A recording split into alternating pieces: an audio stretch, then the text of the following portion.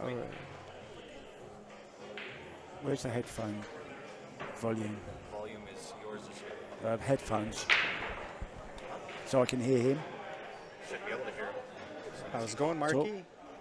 Very little. You hear me okay? I hear you fine. Okay, Mark, there's your comment. Okay. Hello, how's everybody doing?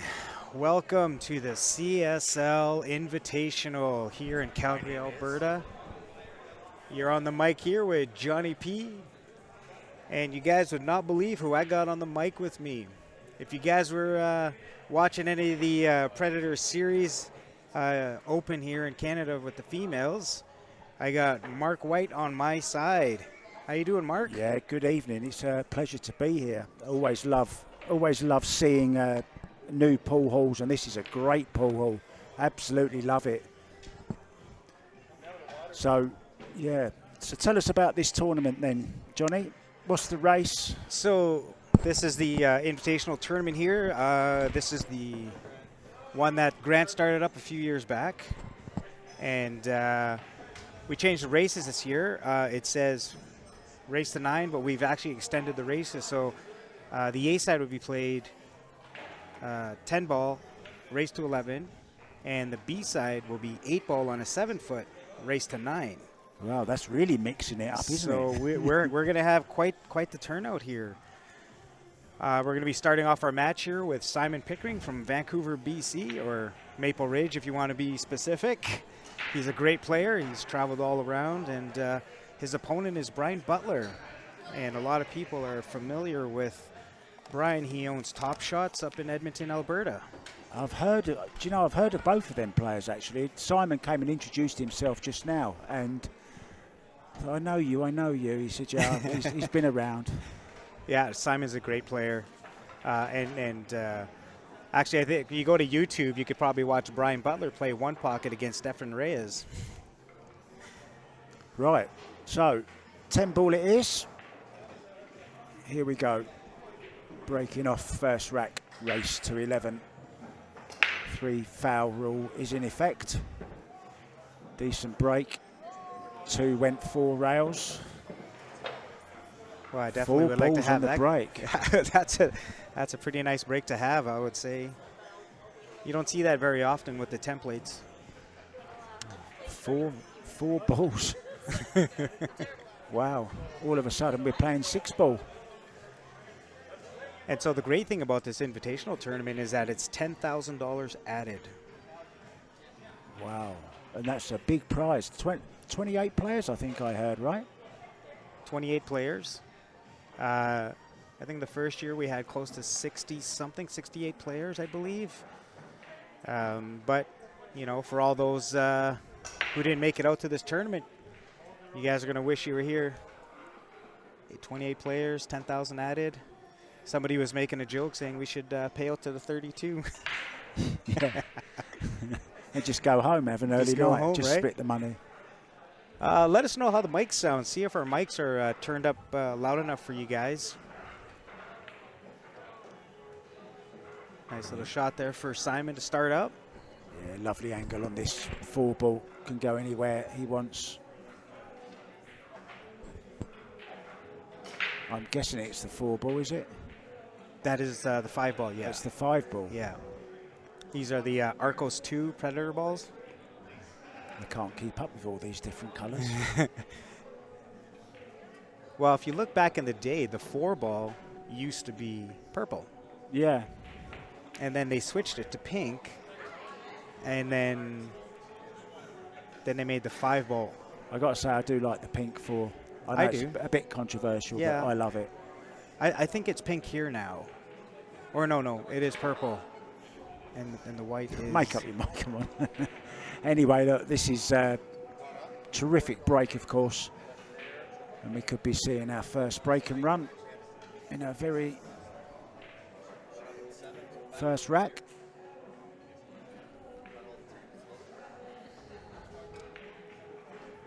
Yeah, spent a little time at Simon's place out in BC. He has a nice Rassen table in his basement. So he's a cue maker. He's got a shirt on there, West Coast. billiards, so he builds tables and whatnot. Is there anything this man can't do? Let's hope he doesn't miss this 10 ball. I mean, it's pretty straightforward. You'd expect him to make it.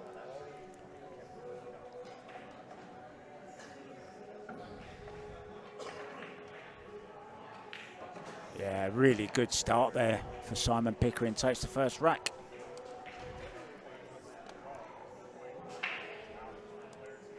So yeah, I arrived at Leather Pocket about an hour ago. I've been playing on the 7-foot diamonds. I see they've got 4 valleys in here. Yeah, we keep the valleys in here just because we do host some pool leagues. So VNEA's played on valleys, so we have to make sure that we have a little something for everybody. We also do run BCA leagues, and that's why we do have the diamond tables. But the way things are going, I think we're going to have to get some Predator tables in here. I see there's one Predator 9-foot in here, the Apex. But as you know, we've just been to the tournament at the Cambridge Hotel in Red Deer. And what an event it was. Oh, my God. I'm still on a little bit of a high from that event. People not realizing, you know, putting in about 18 hours a day. Yeah, I've actually been back there today. I was helping Grant with the final 8 7-foot Predator tables that we loaded onto a truck. So, rack number 2 is winner breaks. Now then, makes the 9 again in that corner. That does self a little tricky here on the 1 ball. Just the 2 balls that time. It was a bit of a poor break, wasn't it? We have a standard for Simon now. If it ain't 4, it's rubbish. So I like just banking the 1 up and down. Not sure if I want to go over behind that 8-3, I think.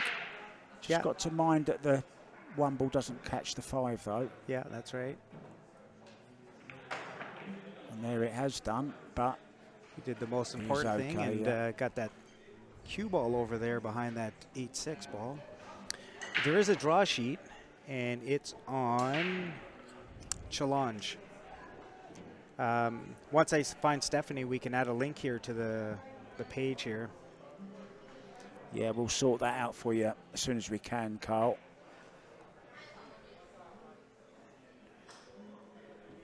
Now, as he can just maybe catch an edge, just twisting the cue ball around slightly.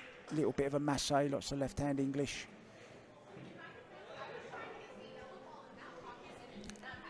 Yeah, and the 1 lost side, I mean, that's what a great game.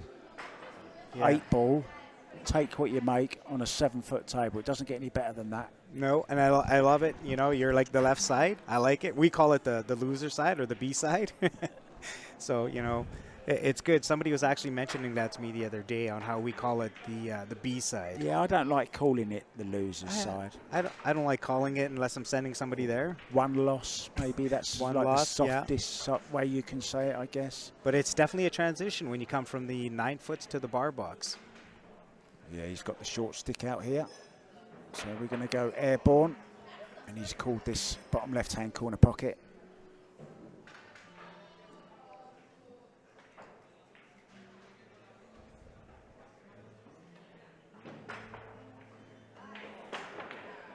Well, he got over it. Didn't really have much direction on it. And he's left a starter here. Position to the 3. It's a little bit awkward. You could play the 1 off the 5 and kind of crash over into the 8-6 ball here and might get away with that 3 in the side as well. Yeah, big pocket, isn't it? I like what you said, going a little bit thicker, play it off the 5 ball. Maybe even he can get on the 3 ball into this bottom right-hand corner. Yeah, it's tricky with that because his tables are playing a little quick, so he could run a little bit past that. So yeah, you were saying they've just been restretched. So I was here this morning and they were restretching the cloth out.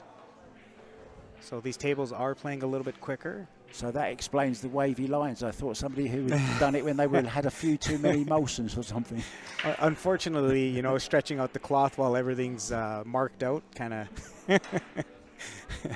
few martinis. Yeah. So it's funny because I'm looking at this table. I'm looking for the shot clock. So. Yeah. No shot clock on here. Oh, now then he's got the bank, and I'll tell you what, he's moved the 5 in. The 5 into a nice place, but of course 4 next.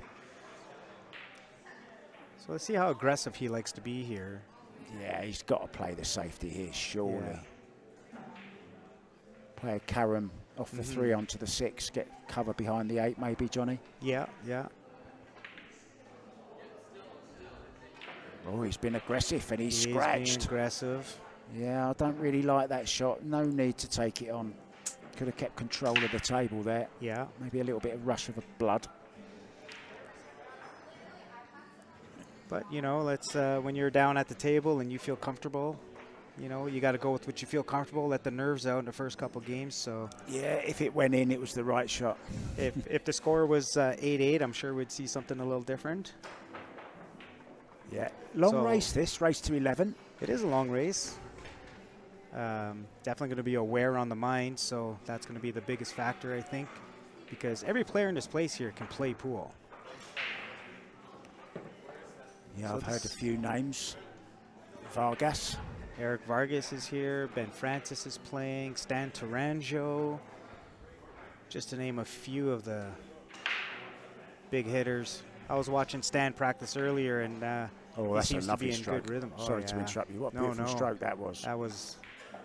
Oh, and that was a stamp. Speaking of Stan, Stan was shooting the 10 ball there. It didn't affect him, but yeah. So it wouldn't be surprised me if Brian lets us out about 3 rails to play position around the 10 for this 6 ball here. Yeah, I like that. He doesn't mind moving the ball around. He's a one pocket player, so. Yeah, this is perfect. So we were at Brian's place last week with the Wild Rose tournament, and he was in the finals. Ooh, he's finished a little bit short on that. Gonna have to get the equipment out. Yeah.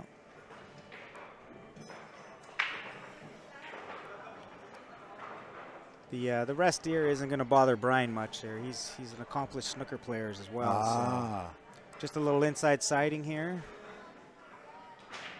Yeah, played it nice. Yeah. Can he reach that? Well, this one is going to be awkward for a right-handed player, but should be able to reach that fairly decent. Oh, up he gets. Yeah, he's stretching. A little bit stabby on that one. Mm-hmm. I think he was holding his 2 fingers right on the butt. Little tester here. Level it up. And it goes very nicely. Took those last few very nicely. So Brian Butler levels things 1-1. And looking around the room, all the tables busy in here tonight. We've got league matches going on. We've got a few people just out having some fun. And I was surprised, Johnny, at the size of this venue. Yeah. Yeah, it's not too bad. He had a place earlier.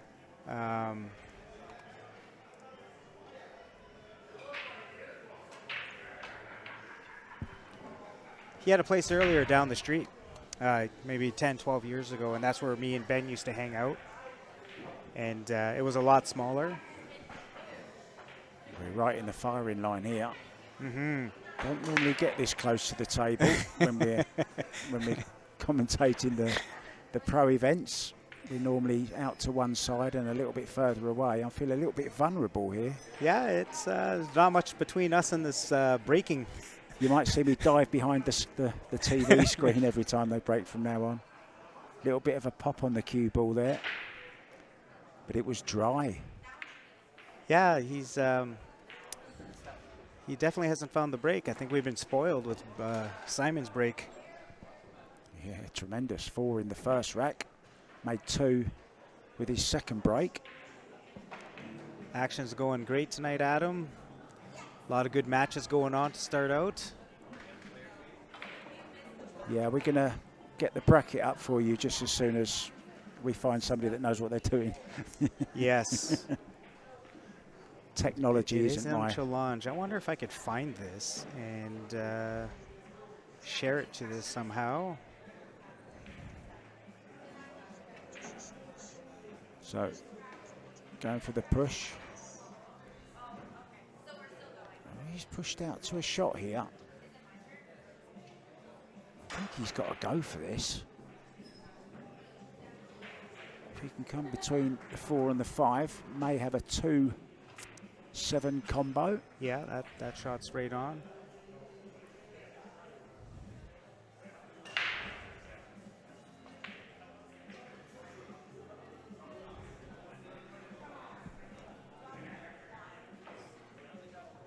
Look like he's hit that shot. pretty good, and his weight. And look is at that, on. absolutely perfect for the 2-7. That was a great shot. That's unlike me to call a shot correctly, Johnny. I think I'll quit. Can we get someone else in now? I'll quit while I'm ahead.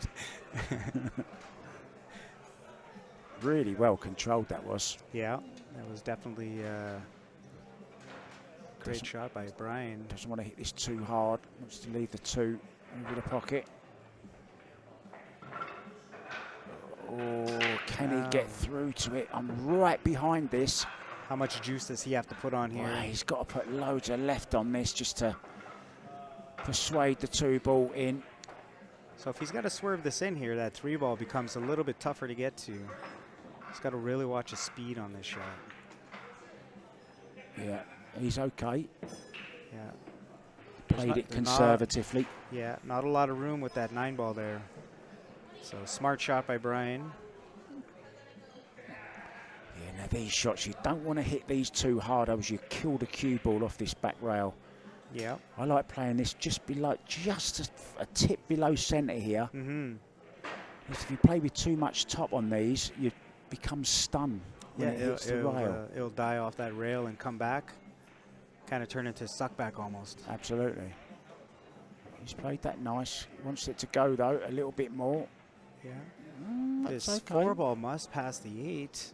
If not, that's a very tight shot. We may see a safety here. Yeah, he's going safe. No, he's not. He's going for it. It must go. Oh, it did that go. that was a tight shot. Yeah, tough little combo here, Johnny. Not the easiest combo.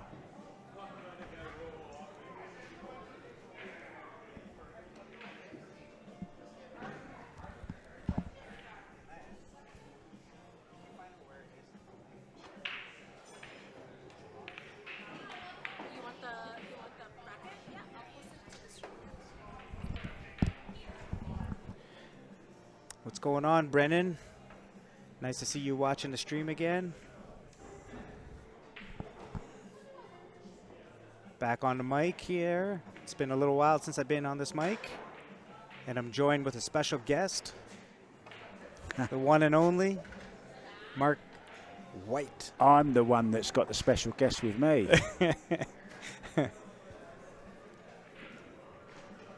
We're going to have some fun tonight, Johnny. Yes, we are. Most of you guys would have heard Mark here at the Canadian Women's Open here in Red Deer that just passed. He does all the commentating for all the big events, so he's having a little fun hanging out with us not pro players. Certainly am. Well, it's as long as there's balls, 6 pockets and cues, I'm there. Yes. It doesn't matter who's playing. Although we were spoilt in the final, Ali Fisher against Amber Chen. Just incredible final. What a great match that was. Yeah. You and I were one of the few people that got to watch almost every match. Yes. Well, he's gone for the bank. What a bank shot. What a beautiful bank shot. I don't think he's going to like his next shot. No. Oh, he's found a gap, has he? Well, he's got an edge of the 8. He's at the table. I think that's the only thing he's happy about. But these tables were restretched today, and they are playing fast. Yeah, I mean, he's got the edge of the 8 ball here. Yeah. I think you might just play a safety here, where it's going to have that 8-ball come straight up and straight down. Yeah, how much can he see of it? I'm just trying to have a look, but he's in the way. Shall I ask him to get out of the way and let me have a look? So our view is not exactly the best view of the table. There's a monitor right in front of both of us. I'm right behind it now. He can hit it full in the face, so yeah. the up and down is on if he wants to. Oh, he's called it in the corner. Did he just pull out the short stick? Oh, so he grabbed his break cue. Oh, he's a long jump. Play just a baby jump and try to pot this in the top corner. Yeah, I don't know why he played that. That was the shot too far for me. He could hit more or less full ball on that 3/4 at least. Yeah. But Simon seems to be coming out a little bit aggressive. He played that bank earlier, which resulted in a scratch that gave Brian his first game. Yeah, he seems to have a game plan, and it's attack. So Lan's going to link the brackets here in a minute there, Jesse. So she's got our backs. She's just going to throw that out there real quick. Hey, Jesse. Nice to have you with us. That's my Durka brother. That's your what? Durka brother. How is it? That was our pool team we had years ago. Ah. Nice little shot there by Brian. Yeah. It's another stretch. He's certainly getting his stretches in today. Goes for the... That's the last game there he had that.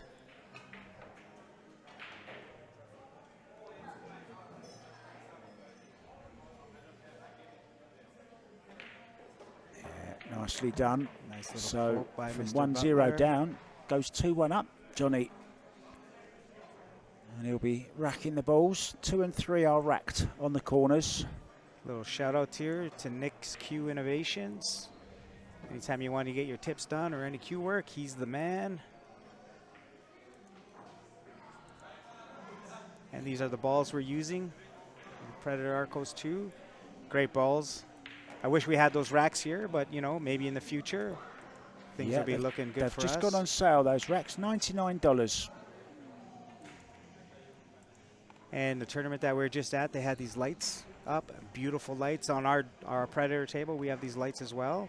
Yeah, the great Predator Arena light developed amazing. by the great Ira Lee.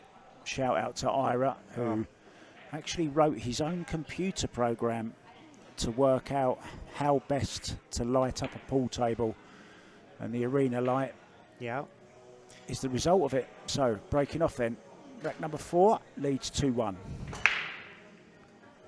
Decent break. 3 ball going 4 rails, 6 going into the top right. No real shot on the one, but you can get to it. And I like coming off this, get the bridge, go really thin off this, and go and try and get the cue ball down behind the 2. He's going for the bridge. Yeah, nice and thin. Just shave this as fine as you can shave it. Miss the 9 ball and come down this end of the table. Thanks a lot, Lee Smith. We're all going to do our best at this tournament. I do look around the room here and I see lots of familiar faces around here, so it's really good to there's the link up there, guys. Competing again. Yeah, there you go. You see the 9 ball very big in the center of the table there. Had to do something to... A little bit thick on that one. Yeah. But, you know, I think with the cloth being stretched out and quick as it is, you know, putting juice on the ball, the spin's going to react just a little bit different. And I think that was a result there. You know, I think just like snooker, you just straight top, hit that thin, you know. Yeah, it was a real snooker shot, actually, as you say. And he is a snooker snooker player. He is. He tried to juice that, and that the sliding of the cloth, that's what got him on this one. Yeah, I think he just pushed the cue ball into the 1 ball a little bit thick.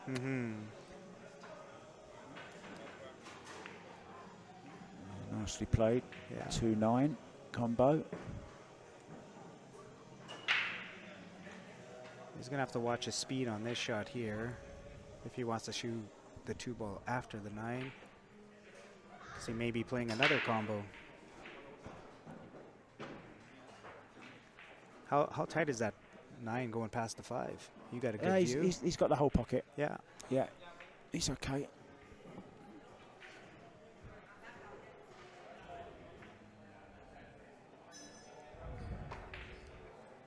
Yeah, they were kind of naming all the players who they were going to play right off the hop, and it just did not look like an easy field.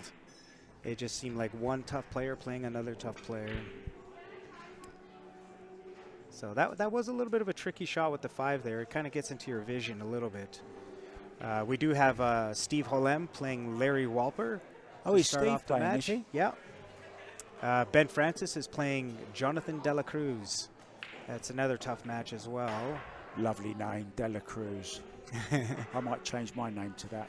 Mark Dela Cruz. He's not much bigger than Ben, but does he have a big break on him? Could be one of the hardest breaks in here. I'm pretty sure I saw Steve Holland playing in Vegas. Yeah. Earlier on in the year. He did play the Predator Series 10 ball. Yeah. Yeah. And he had a couple really big wins. He beat Albin Ocean and Catchy. That's pretty big. Both were in shootouts. So it just shows you how fun and exciting that race to 4 format is.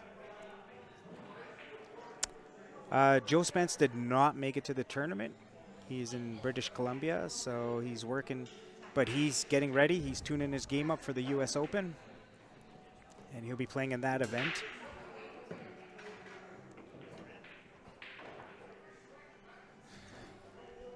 I think if you just draw off this. Maybe a little bit too much angle. No, you can draw off this, okay. There you see, low on the cue ball. Nicely played. Sometimes the angles on TV look a little bit more than they do on the table.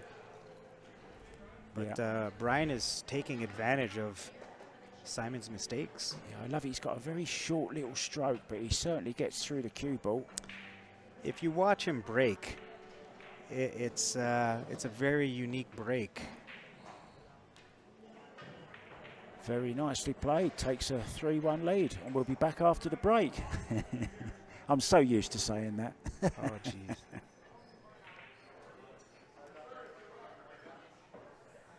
I just need to... So, guys, if you're wondering what this is, it's the CSL Invitational, and we've got 28 players.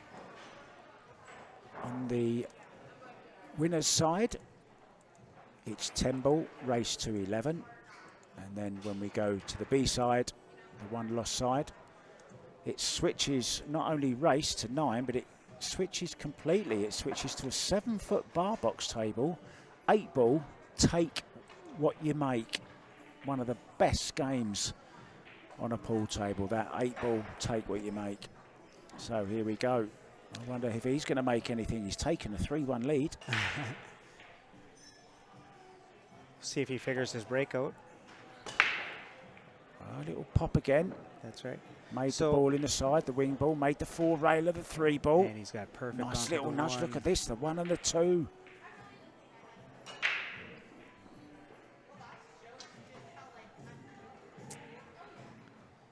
We did throw a link up on there. If you scroll up, you should see, I think Land sent a link out as well. Cliff, what's going on, my man? How are you?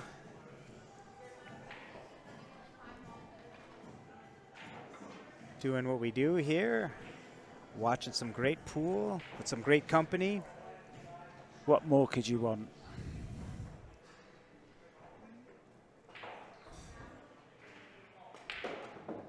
I should say he needs that cue ball to travel, and how well has he hit this? I was just about to say he's going to have to punch this and come off those 2 rails. That was not an easy shot. Played it absolutely perfectly. Run this off the back rail, 6 in the side, and then stop for the 7, stop for the 8. He's got a little bit more angle here then, so he's going to have to use a rail. Yeah, I think he could just roll this in. Here. I think he could just roll this one in. Can he? Yeah, he's got enough here. But if he likes to hit it hard, he could use a 1 rail, come back up. But depends on how soft you want to hit it. He played that with a lovely little bit of outside there, Johnny.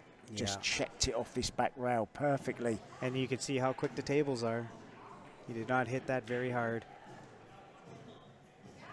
So now he's in a bit of a position here because this 7-ball with the length, you don't want to leave too much of an angle on this 8-ball. Oh, he played a lovely drag shot on that. Beautiful. That's a real snooker shot he's just played there. Kill the cue ball. Yeah, you saw it spinning backwards all the way to the 7-ball. Yeah. Draw across the face of the 10 here, can he? Yeah. Oh, where's the cue ball? He's okay. He's gone a little bit far though. This is a little bit of a test up. This is not the side pocket comes into play here. So you got to be just a little bit paying a little attention to this shot. Yeah, just try and hit it a little bit thinner. That's fine. That's and it goes well. Who would have thought this? 4-1. After watching Simon's first break, making 4 balls off the break. And he made a bad decision on a bank shot. Careful what we say now, the big boss is around. And he ended up scratching off of that. That gave Brian a fairly easy run.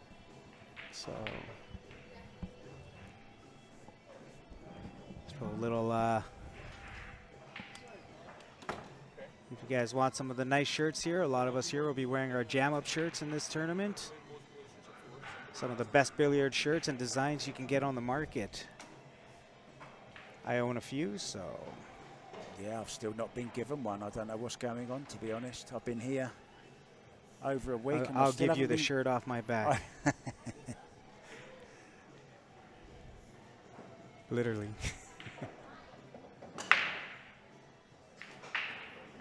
Wow. He made 1 ball. He's made a ball off the break, but he definitely has a tester on this 1. And the 3 balls are tucked away pretty nice down there. Good news is, if he wants to just stroke this in, automatically will be on the 2. And I think if he can get on that top rail where his cue is now, he'll have a shot at the 3. Yeah, good effort. He's gotten away with it. Yeah, and it seems quite some time since Simon's been at the table. It's been a while since we've seen Simon on the table. Brian is hitting the ball really well. Feeling confident after winning the tournament 2 weeks ago at his home location there at Top Shots Edmonton, Alberta. And for us, we're here in Calgary, Alberta at the Leather Pocket. This is the CSL Invitational Tournament, $10,000 added. Giving back is the motto to the pool players. That is a nice bank shot. Does it have enough legs? Oh, he doesn't want it in, I don't think. I don't think he played it. He called it just in case. Look where the cue ball's gone. Not sure what his jumping ability is. Whether he can jump this or he's going to kick it off the side route. Call the side pocket. So he's called it 2 in the side. I'm not sure how far that 9 ball is. Might make it a touch bigger pocket. Yeah, I think so. And sometimes with new cloth, you really have to watch your speed and spin when you play a kick shot because it will change an angle than what you're normally used to. So don't do anything fancy. Keep it simple. See, and that was just an example right there. Just slid out just a little wide. Yeah, ball in hand, just checking to see if he can get on that 3 ball. Yeah. Picking a spot. That's where he wants it. When I do these shots, I draw a straight line and I try to get to that cue ball down anywhere on that angle. You're playing in this one, right? I am playing in this one. I got a bye tonight, so I don't play. I play tomorrow around 4 p.m. And I play the winner of Kerry Campbell, the Silver Bullet, and Dexter. Oh dear, there's a couple of scary names. Dexter the serial killer and Silver Bullet. Oh, so he elected to go to the other side, so. Good luck with that. Kerry is a 60-year-old man, full head of gray hair, so we call him the Silver Bullet because he shoots fast and hard. Very accomplished snooker player back in the day. Yeah, there was very famous snooker player back in the 80s. His nickname was the Silver Fox. His name was David Taylor. Oh, this is a lovely shot. He plays that shot so well, you know. And with Remember this he played new the four cloth, ball earlier, remember? he did. He played that. I was saying, wondering how this cue ball is going to react after playing of those, and he's hitting them perfect. He's got a good feel for this cloth right now. Yeah, look, just enough spin just to tempt it down towards the 7, always coming towards it. That's right. Just stop the cue ball and then stop it on the 8 as well. Yeah, don't have to move the cue ball too much these last few shots. Yeah, stop, stop, stop.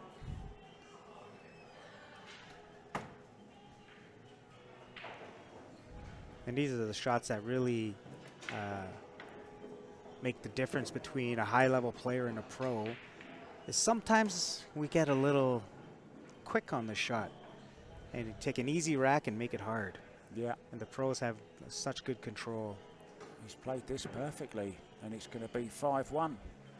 If this 10 goes in, I'm pretty sure it is going to go in.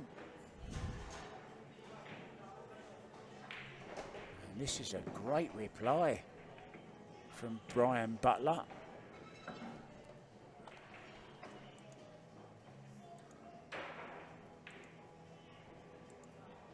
Yeah, we're here for 4 days, guys. Finals on Saturday.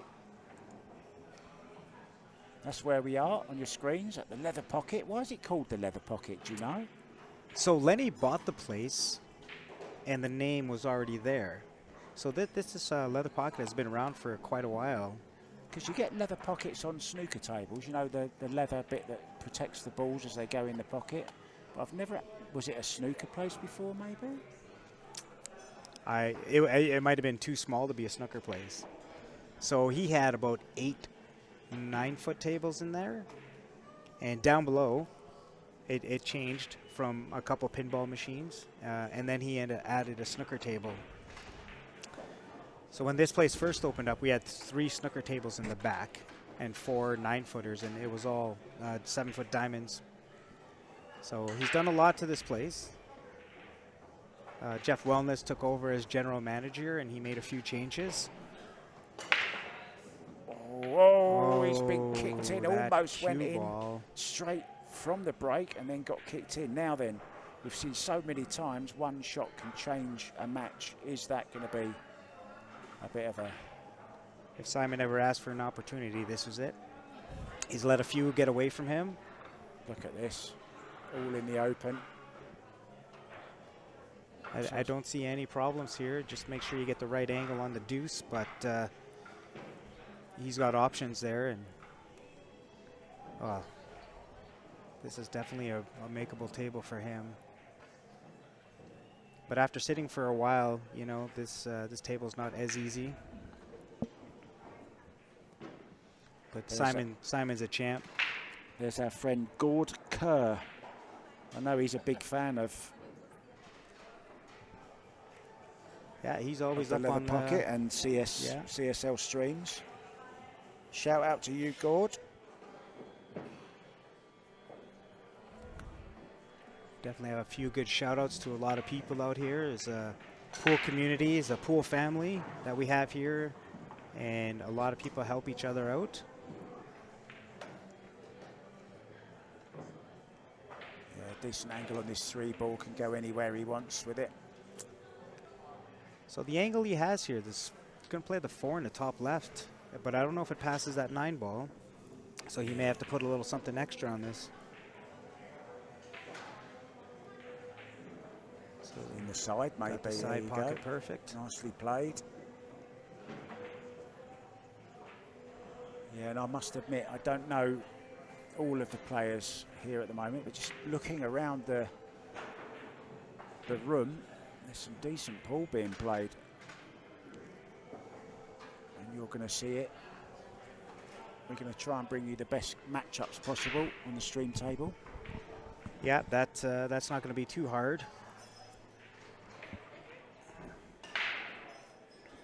I'll take a look at some of that here. Our stream on our tablet seems to be working fine. Is that on YouTube or is that on Facebook that you're watching, Robert? Oh, I guess it's Facebook because he's commenting. So, but yeah, it seems to be fine on our network. We don't even have one tablet set up for YouTube, so if anyone's on YouTube, I apologize. Let us know, guys. I'm going to link that up right now here. Well, here we go. So I'm linked up for YouTube here, so we can respond to some of your comments. We're not ignoring you guys.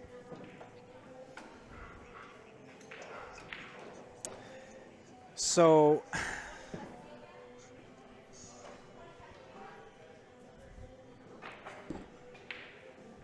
I will look into that, Blaine, and see if we could find out how to get a link onto YouTube so you guys can look at the draw as well. It is on Challenge, and it should be under CSL Invitational 2022. Honestly, I've tried to look up tournaments on Challenge, and I've failed every time. So if somebody's out there a little bit better technically than myself, feel free. If not, I will find somebody that might be able to help you guys out here for YouTube.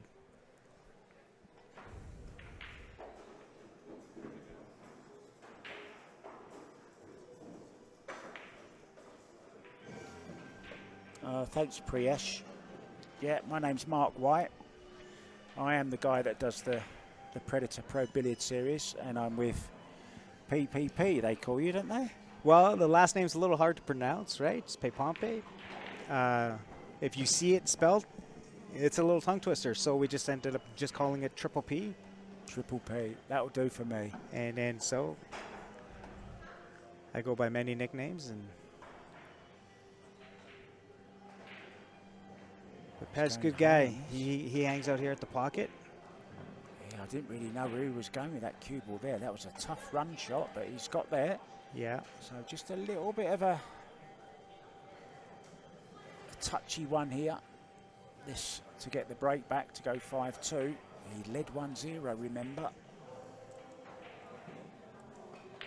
Oh, no problem. Straight in. Good shot, Simon Pickering.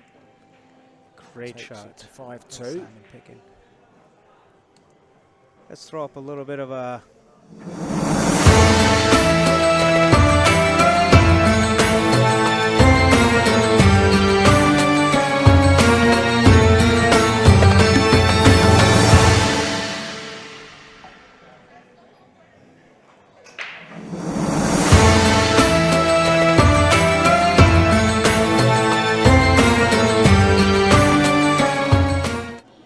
Nice little throw to Q Sports Live. I'm not sure who's made that video, but that is a pretty slick video. I think that was Quentin Tarantino, wasn't it? Not enough blood. Yeah, James Bouquet says it's fine on YouTube. So maybe have a little bit of a switch to YouTube, guys, as we see break straight down the middle, hit it beautifully. This looks like this two ball is going to creep in, and he's got a decent shot on the one ball. Just made one. We'll definitely look into what's going on with the Facebook stream if it's lagging a little bit, but I'm glad that YouTube is working good. So that's good to hear. Yeah, certainly was, Bernie. It was a lovely out from Simon. Got control of the table again. We are racing to 11. Just going to have to really watch his cue ball on this shot here. I'm not sure how thin he has to hit this, but... He's looking, he just looked at the line. He's worried about that side pocket. Yeah, and that made him miss the one ball. He was a little bit anxious. Yeah, and I don't like this. This might be worth jumping, you know, this one. Oh, it's a bit of a long jump. Can he kick one rail just before the side pocket? A little bit of right hand. Can't come off the right hand cushion because he's going to scratch.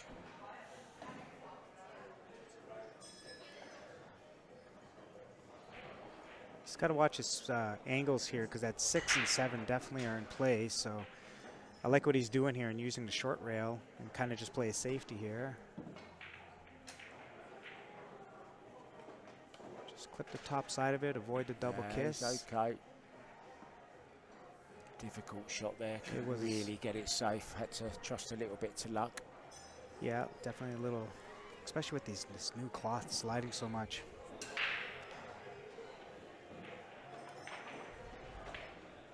But he's giving Simon a chance here for a bank shot. He's just got to watch the speed of the cue ball and try to avoid that 8-ball hooking him. Let's have a little bit of fun with you guys in the chat. Who's your favourite to win this then? Who's your favourite to win the tournament? I know who my favorite is to win this tournament. Who's that? Me. You, of course, and so it should be. I wouldn't expect to hear anything less from you, Johnny. We wouldn't be here if we didn't think we could win. That's why I don't go in them anymore, because I don't believe I can win. So what's the point? That's nicely played. And that speed was perfect. He's got just enough past, so he doesn't have that 8-ball in his way. He's got the right angle here to play 1 to 2 rails, to play that angle on the 4. He's got to be a little bit careful here. He needs to make sure he comes past that 10 and the 6. Doesn't want to catch the 10 ball. Maybe play a little bit below centre just to draw it away. Yeah, he's fine. Beautifully played. Oh, now this has gone a little bit tricky. He's either got to come all the way back past the 6 or stop it Take just on by the the side cut. pocket. Yeah, take on the hardest shot. Is that what you like here, Johnny? If I'm not trusting the cloth, definitely just draw back an inch or two. If you're feeling the speed, you could draw past the 6-ball and take on a better angle. But yeah, these draw shots all about feel. Does he see? He's not sure. See, that's where he's trying to get this cue ball, and that's second guessing. It always makes it a little bit difficult. I mean, if you're doing that, I like coming all the way back to the rail and bouncing out again. So he's hit that really nice. Beautiful. He's just taking himself just a little bit tougher, but I think the angle is a little bit better than kind of stopping it. But if you're not feeling comfortable, a stop shot, and you could play the 2 rails back out for the 6 in the bottom left. But I think he's got enough angle just to draw off the side rail here, Johnny, and leave the 6 into the side. yeah, Get your cue through this, let the stroke out. Oh, he played what you said. yeah, Left a nice angle on this 6 then. yeah. Just play middle ball and come across. And but these guys are such good potters.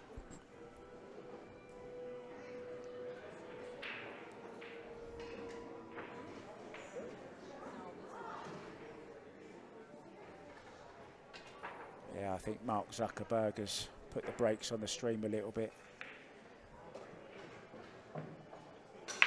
We're hogging too much of the bandwidth with all our viewers. Yeah. So Zuckerberg has turned it down a little bit. Go to YouTube, guys.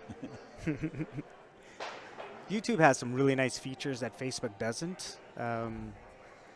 I tend to be scrolling through Facebook, and if I see something come up, I usually scroll and click on it. But you know, if I'm on YouTube, I'm watching something else.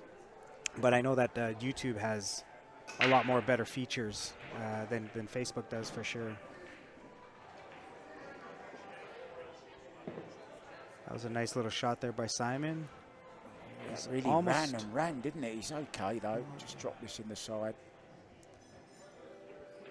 I was introduced to a new book today called Relentless. Oh. By Grant Zemp. Okay. And it's the guy that trained the mind of greats such as Kobe Bryant, Michael Jordan, Barkley.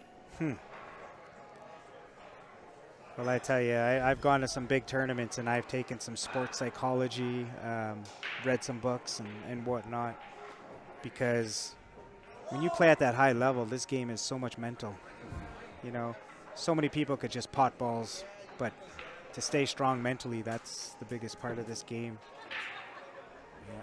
Talent is no good without the mental attitude and the hard work, of course. Sitting back and watching those the women play this week down at the Canadian Open Predator Series, and you know their demeanor at the table, and you could see, you know, some of the higher level players like Alison Fisher was just. Yeah, I thought Brittany Bryant played very well as well. She's got a great future, Brittany. She's decided, I was talking to her, she's decided to give it all she's got this year. She's going to enter every tournament going for the women. So she's coming to Michigan. That's in September. And there will be the men's event running alongside that also. A little word about our sponsors. Mm-hmm. And then here we got the CSL IPL League here that Grant and Ben run throughout the series. It's the Ghost League that has been run for a few years, and you have different options of playing different games. If you guys haven't signed up for that, that's something that you could look into for sure. It's a great way to keep your game in check. I played it throughout the whole pandemic and managed to keep my game sharp. It's a good way to test yourself. Absolutely. And here's a test, the break. We know he's got a good break. Made both wing balls in the side pocket. Perfect on the one ball. Two ball. Oh, two ball doesn't have a pocket. So Nine ball's a little tricky. But that was a great break. Look at the 9 ball. The worst place a ball can go. Mm-hmm. Craig, the challenge bracket, if you scroll through the comments there, you'll see that Land shared it. And that's right, Gord, everybody wants to beat the Vegas Master on the bar box. He's actually got an angle on this 2 ball where he can, I think he can hard stun with right hand English and come, he'd love to come between the 7, the 4 and the 2, yeah. It's the, and just the 4. give it just a little bump. There you go, just a bump between them, absolutely perfect. Couldn't have played it better. What a great shot. What a great shot that was.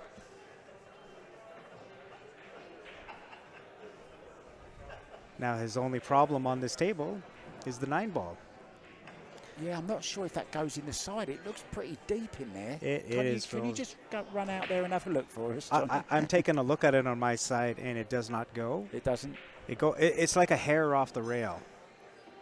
So you kind of almost don't mind if playing this 5 ball in the side pocket and using the 9 ball to just kind of dislodge that off that play rail. Play it off the 9. I like that. So it all depends on what angle he gets on this 3 to the 4.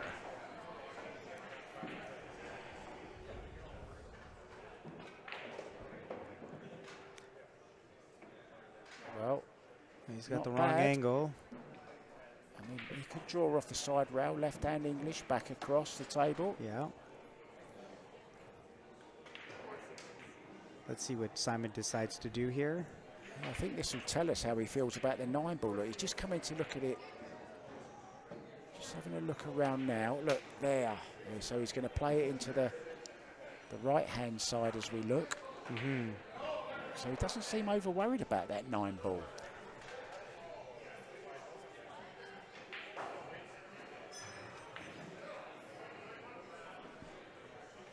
Well, if he can get somewhat straight on this 9 ball, it does go up pretty easy because it is just a smidge off the rail. Still not out the woods. Still needs to get on this 7. If you're on Facebook, you can scroll through the comments and you'll find that the challenge was shared to the comments as well, guys. And I still haven't found anyone to share it. I don't like the way he's played that. Just decelerated on it. He's banging the chalk. Not happy. He's called the bank. This might work out in his favor in if he could just clip that 9 ball on the way through this bank side. Yeah, wouldn't that be funny? After all the wondering, and he's going to get it by default, maybe. Yeah, a mistake turned into something a little bit.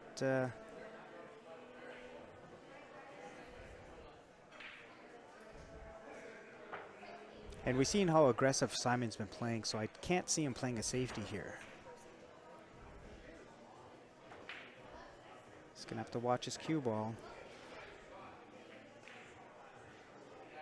Oh, well, he hit the 9 ball, but he's missed the 7. How has he had a bit of luck? He has. But this is a jumpable shot. It's a very jumpable shot, and he's got enough just to masse around as well. So it depends what you feel comfortable with here. Yeah, he's going for the masse. Don't hit it too thin and scratching the side. Oh, he's hit it thick. He's hit it perfectly. So he's going to leave Wants himself it a off that tester. rail, though. And I don't mind taking the jump shot on that because you can move the cue ball around a little bit better. He wasn't that far away from the pocket, and it was only maybe a quarter ball jump.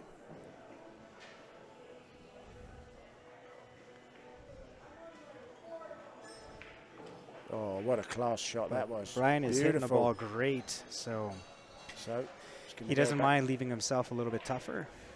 He's going to go 3 ahead again. 6-3, race to 11, in it goes. Looking good, Brian Butler. Here's the lovely Predator. Beautiful Apex table. Oh, what a great table. I like the way that the lights illuminate on the ground, and the guys in the tournament actually did the backside of the table and had some colors going on, which looked amazing. Really enjoyed that. You know, everything about this table, and with the bar box tables as well that came out, introduced at this last tournament, and the technology they put into these tables, ultra quiet. They put dampeners in the pocket so when the ball drops in, it won't pop out. It's like Formula One technology, got suspension on the pockets. Yeah, it was pretty amazing. And how quiet they were. It was really nice. So having them in your house is going to be really good for your neighbors downstairs. Well, I was thinking that only tonight. Grant has got a valley table in his basement. I'm staying in his basement at the moment, and I thought of maybe knocking a few balls around at night, but I didn't want to wake him up because the ball return makes too much It's noise. so loud. But he is getting a Predator 7 foot in there. He is so getting a Predator 7 foot. I Brian wish he'd have broke got it- here. He I got a wish little. I wish he'd have got it in before I moved in, because then I could have played all night. Right? Yeah, So sorry to interrupt. That's you. all right. Brian comes up a little dry here, and did he leave a pretty easy combo? That's really unfortunate. Am I right in thinking the 10 comes back up, though? Is there no early 10s, or is there early 10s? I'm not 100% sure. We'll I soon kind of know. missed half of the players' meeting. But if it's not early 10s, we will spot the 10 ball again. Yeah, and we'll so soon know. his biggest focus here is where the cue or the 1 ball ends up. Yeah, I thought I heard no early 10s. And that's not a bad thing. Yeah, I think the way he played it, the 10's going to come up. No, it's not. It does count. Okay, we're going to have to. So 6-4 then.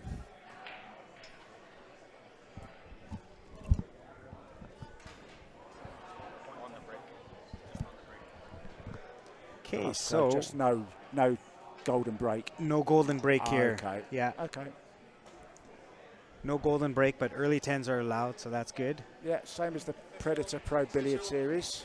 I know some tournaments they don't allow early 10s, so it's good to know. It's good that I didn't wake up too late to the meeting.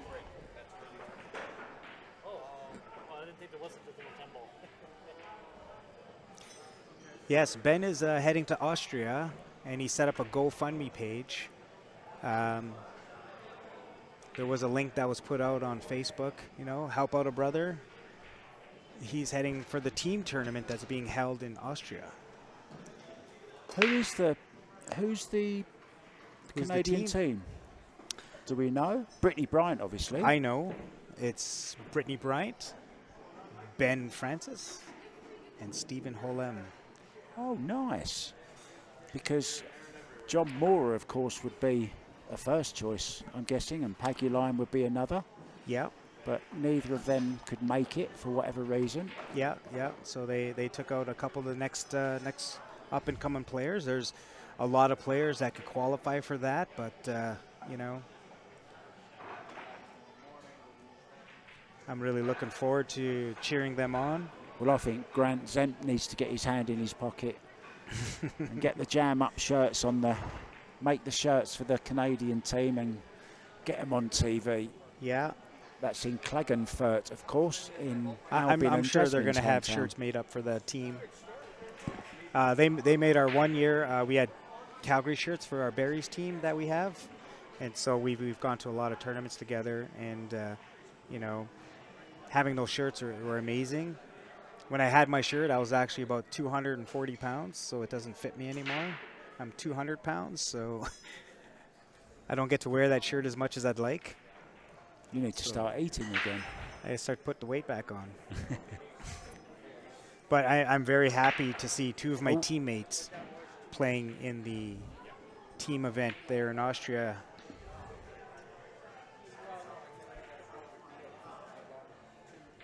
Break on the next table. Cue ball came flying towards us.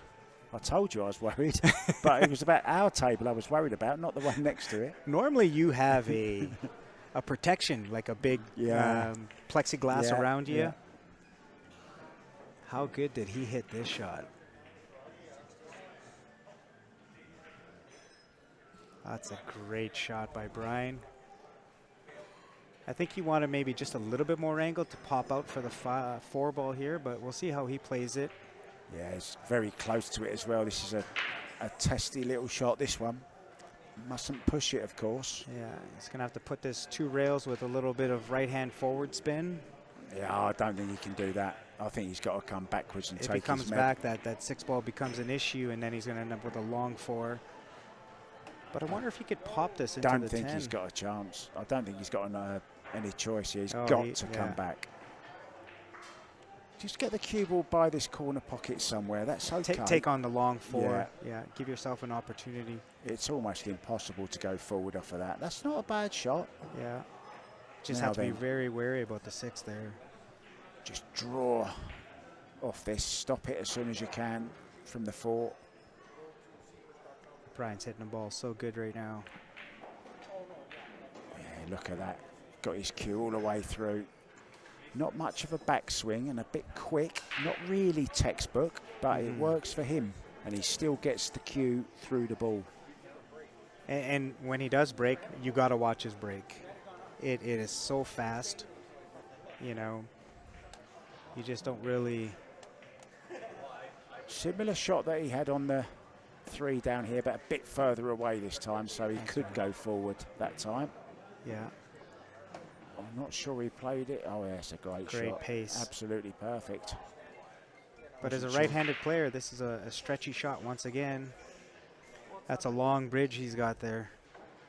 But I think from playing snooker, that doesn't make it so hard.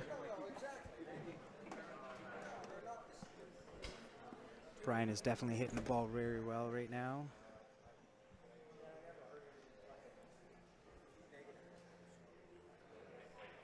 Needs to put a bit of a stroke on this one as well. Draw up past the 9. Just to the left as we look. Oh, don't draw in the corner. Wow. How well did he strike that? He's hitting the ball great. But these tables are so quick, so you really got to watch your speed here. Yeah, Dave, on YouTube, that would be a great idea. Earn the money. I think Ben earns his money in a lot of different ways. He sits at that counter commentating. Even at the event, he was hiding in a curtain. You couldn't see him commentating. No, you couldn't see him. I wondered where he was. I could hear his voice, but I couldn't see him. You had to move the curtain, and he was in the back room. I had to bring him some food and some coffee a few times. Oh, he's overdone that. He's overdone that. Is he going to knock it in second time around? Oh, he hasn't got away with it, has he? Well, I don't think it passes the 9 in the side. He's got it in the corner, but not easy. No, Johnny. He's, you know, when you're playing good things happen. He's got a little fortunate here on this shot. Simon may have to play an aggressive shot, or he's going to have to play a lock-up safety. I don't like any of those. They're all Do you know, I like coming off ultra thin of the right-hand side of the 8 as we look and get that cue ball down behind the 10. Kind of push it towards middle table. Yeah. Leave the cue ball near the 10, create distance. If it does go past the 9, then of course, well, he's not thinking of playing the... A combo? No, surely not.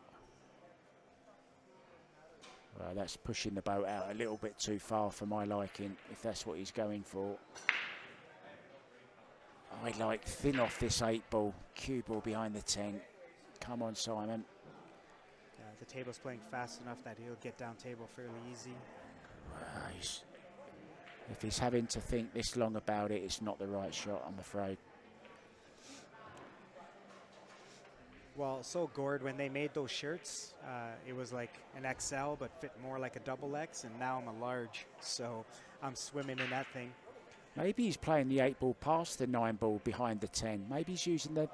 Yeah, he could go the opposite way. Yeah, there you go. I don't mind that at all. That's a good shot. Nice choice. And you don't have to worry about making sure your cue ball gets to the bottom rail. Yeah. Brian doesn't have too hard of a safety here. Yeah, I like just putting the 8 ball on the right-hand side rail. Cue ball left-hand side, hide behind the 10. Just a nice slow shot like that. Watch the speed.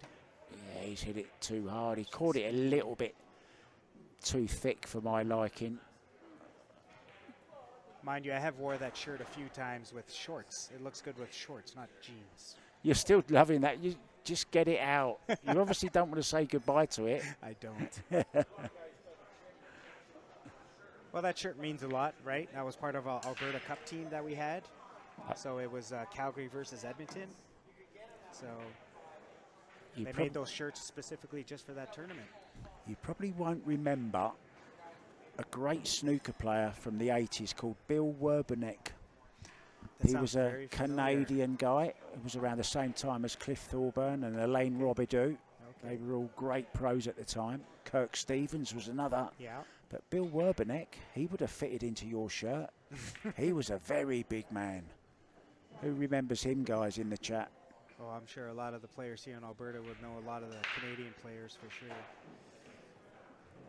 Snooker was a big thing in Alberta for a long time. A lot of great snooker players out of here. In it goes. So he's not going away.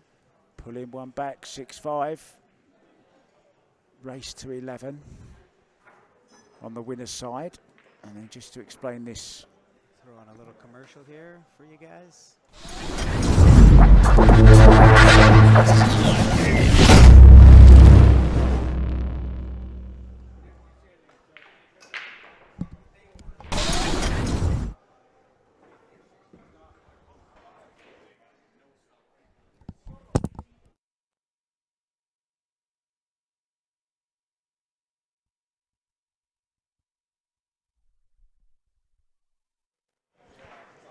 We are back,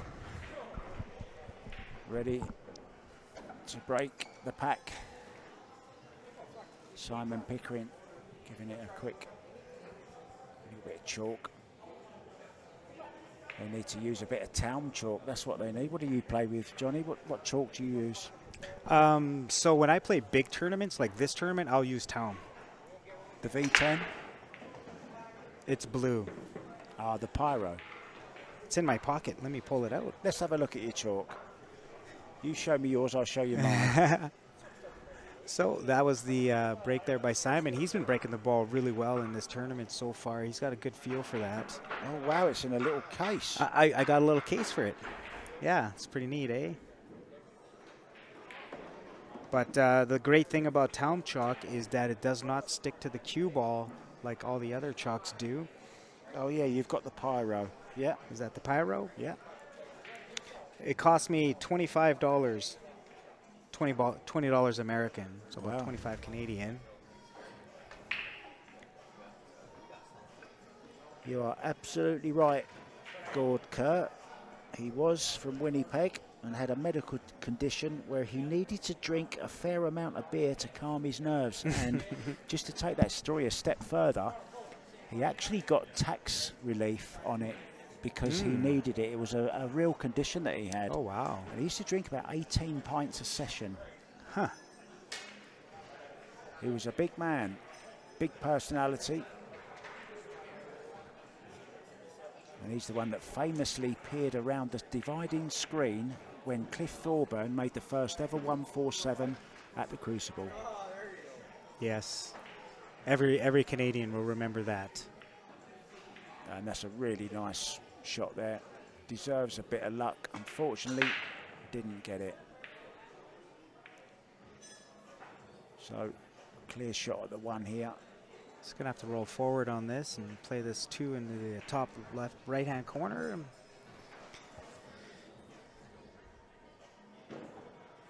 Not sure if he's got enough to just slide this over or not, but just use your natural angles.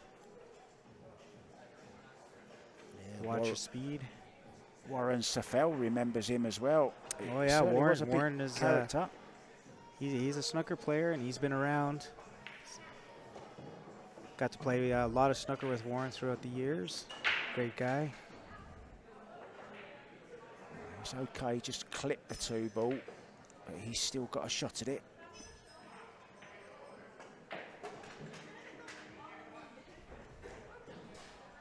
Not sure.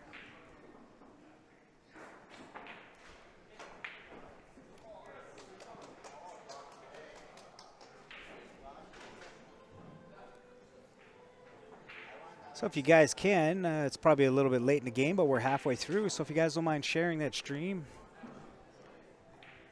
get more viewers out here watching. YouTube seems to be doing fairly well. Facebook is a little bit down from normal, but it's probably because it's lagging.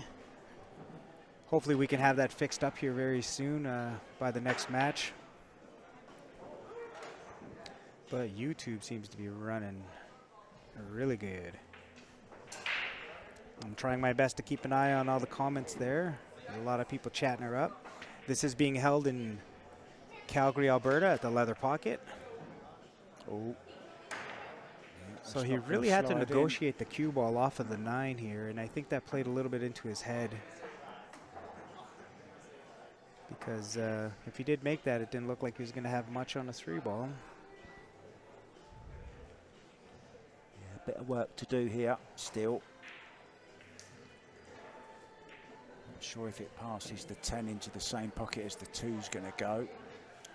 Needs to play a draw shot, but needs to draw past the 5 ball. He's going to have to do it using the bridge as well. And I don't like these bridges, they're too high. You know, when you're playing a draw shot, you're aiming right the way, you know, down. The cue's not very level. He's going forwards anyway. He's got to watch the horn here. Yeah, and there you prime example for getting to pot the ball was concentrating too much on the cue ball there, Johnny. Yeah. And forgot to pot the ball. With these tight pockets, you can't just get up and smash them in. You know, you still have to take care. I mean, Brian is a great player, and people think, how could you miss that shot? Well, tight pockets, frozen to the rail, a little juice, very easy to miss. Yeah, and your eyes just wandering to see where the cue ball's going, and you know, your eyes leave the object ball a little bit early. So this ball must go then into this bottom right-hand corner past the 10. We might see Simon let out a little bit on the stroke here. Just might have played a little bottom left and play 3-rail shape, unless he just kind of goes into the 2 or 5 ball here. We'll see what he prefers. I don't mind the natural position here of playing the rails. Yeah, people talking about the chalk. Trevor says he hasn't tried the new V10, but he's heard good things about it, and I can tell you it is a great chalk. A lot of the top pros are using it now. When somebody first told me about the town, they said they were watching snooker match, and the snooker players were using it. Yeah, he actually, John Higgins from Scotland was one of the first to try it out, to road test it. Also, Neil Robertson uses it now. Yeah. Sean Murphy, a lot of the top pros. And Town are now, I've heard, sponsoring the Women's World Tour. Oh, wow. At snooker.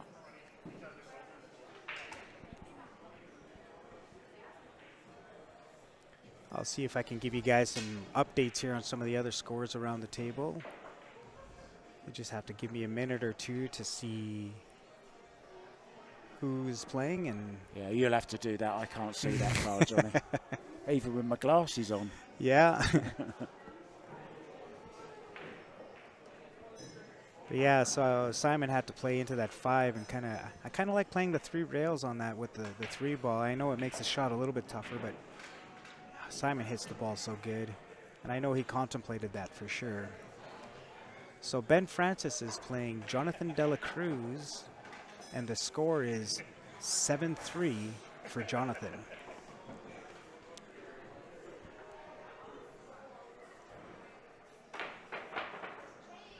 Kevin Pascal is playing Mike Stewart. Oh dear, and again, too much emphasis on the cue ball there. Forgot to pot the 5. That was not an easy shot from where he was.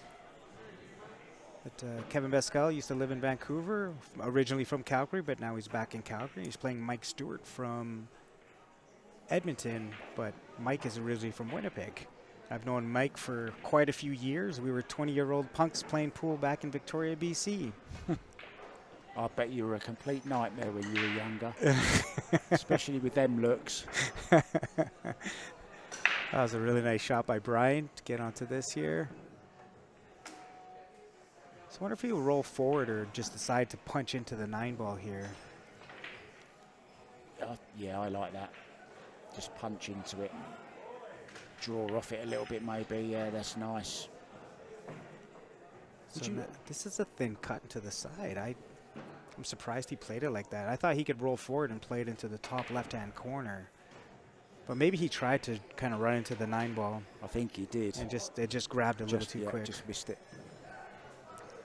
I'll tell you another little, while we're talking about Town Chalk, I don't want to make this the Town Chalk show, but interesting, the reason it's called Town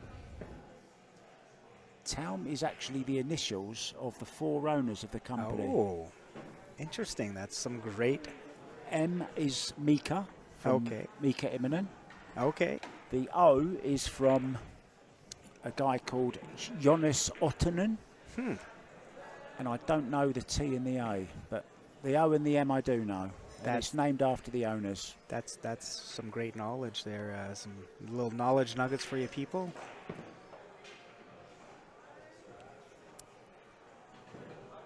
Yeah, Brian is playing really well here. You know, he's getting into a little bit of a tough angles, but he seems to be handling it really well. Oh. And that might have been a little commentator's curse. Sorry, Brian. A little bit quick though. That my bad. I apologize because you are playing really well. I did not expect him to miss that, so that's my fault. He could be going level here. Yeah, Simon he's showing his why he's such a great player. There's no quitting him. He was down 5-1, and he's about to crank it up here to 6-6 if he can make this shot. It's very similar to the pot shot there in the finals. Fairly close, but not quite. Oh, that's a beauty. That's a beauty. A great shot. In it goes. We're level. Well, he went from 1-0 ahead to 4-1 down, 5-2 down, and now he's gone 6-all. Yes. We got a game on our hands. We have a game.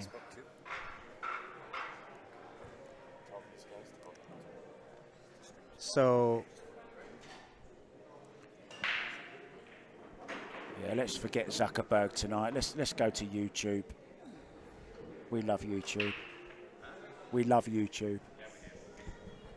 Yeah, that's Mike and I used to hang out there all the time. I used to play out of Peacock Billiards when it was on Johnson. And yeah, I played out of the Sticky Wicket as well. That was back in the day in our younger days. So Grant was just letting me know that if Facebook is lagging a little bit too much, switch over to YouTube. YouTube seems to have a great stream going, but Facebook is getting a little laggy here, so we apologize for that. Yeah, look at that 6 ball. How has that not dropped? Well, it will now, because he's going to play the combo onto it. Has to be a bit careful here, though. Doesn't want to make the 1 ball as well. Unless he plays shape on the 2, of course, but I don't think so. Oh, and he has made it. Wow, it's a bit of a schoolboy error, to be honest. That's a little unfortunate, but having the ball so deep, I know he tried to negotiate that as well. But well, I'm right behind this one, Johnny, and he has got the edge of this, so he can play a decent safety here. May even be able to get up behind. Maybe not behind the. Can't get that. No, he's going to have to take the cue ball where his hand is now. Over behind the 5. Played. Did you see how much check siding he played? Yeah. Oh, wow. I don't know what he's left Simon here a shot or not, but that was a great shot by Brian. Yeah, again, he's got the edge of the 2 here, so can play a similar shot, maybe swing the cue ball round back to more or less where it is now. Get behind that 7 and 5. Yeah. Got to be careful here, though, not to hit these too thick. Yeah, because then that 4 ball come into play.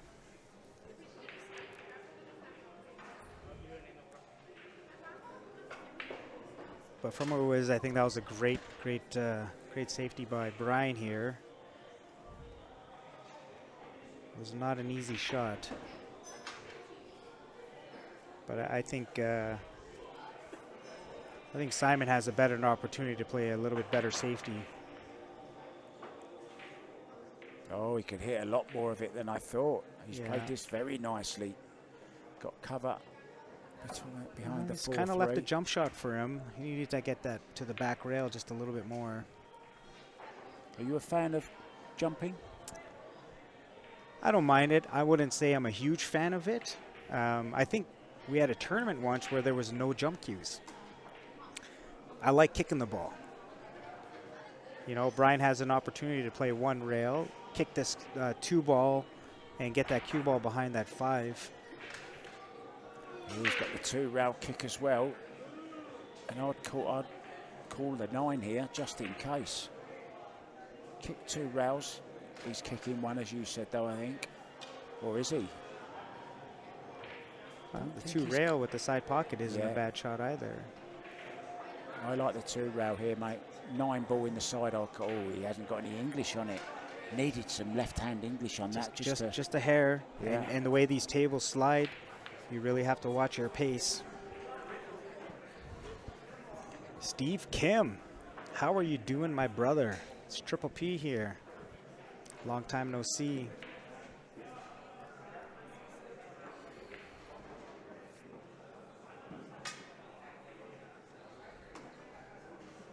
You're in the commentary booth. You're the Triple P, not the Double J. Yeah, I'm sure if we saw each other, we would remember each other for sure, Gord. I do remember all those locations you did talk about. I'm not sure I'd remember you. You've lost about 200 pounds, you said. Well, no, when I was playing, I was in my 20s. I was much thinner.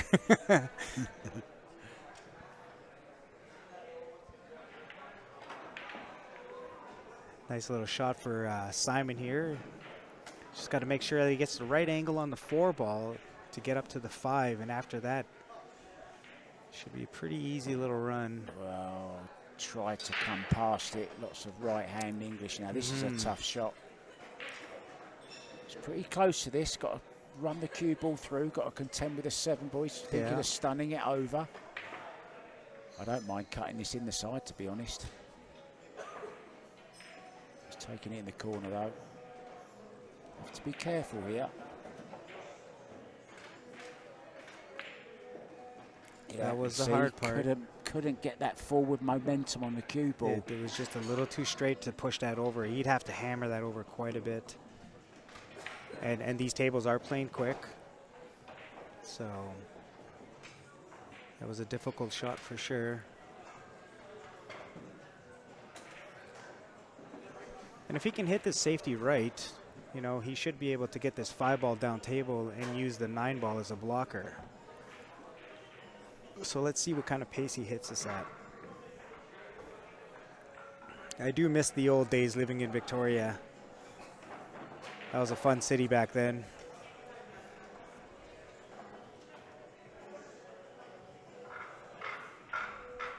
Yeah, my Uncle Adam used to work the night shift there for a while, and before that, Lauren worked the night shift, and he always gave me free pool.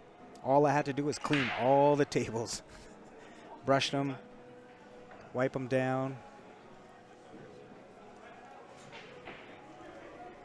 Pool was not free.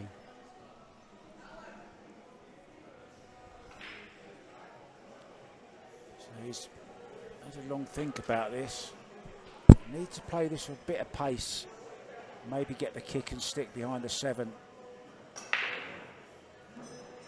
Got to make a row though. Don't forget, make a row.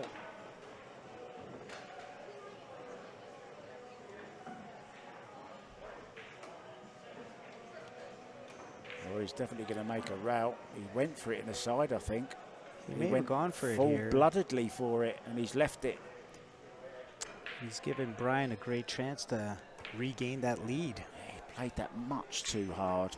I think I'd rather have just played to leave distance between them there, Johnny. Do you want me to call you Johnny or Triple P? Oh, I'll answer anything. I like Johnny. I like the way it sounds coming out of your voice. I like Johnny. I'm going to call you Johnny. I was showing some of the people there with the shout out you did on the TV table when I was keeping track of the score. Well, you was doing the shot clock as well, weren't you? Yeah. That's a thankless job, that is. Oh, you have to concentrate the whole time.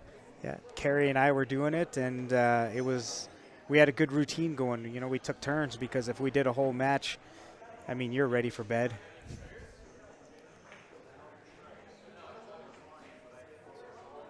You need an alarm clock, never mind a shot clock. And the last thing you want to do is make a mistake. So it was fun. I really enjoyed it, but it wasn't as easy as you think. No. Pushing buttons, that's the easy part. I'd rather commentate any day. Commentating, you get a little chance to enjoy the chats with the people on the chat line here and have each other to keep us busy. Yeah, big mistake we saw there from Brian Butler. Yeah, you just under-hit that, just a hair. Didn't take much to miss. Chance for Simon to go in the lead here for the first time in the match. And what a time to do it.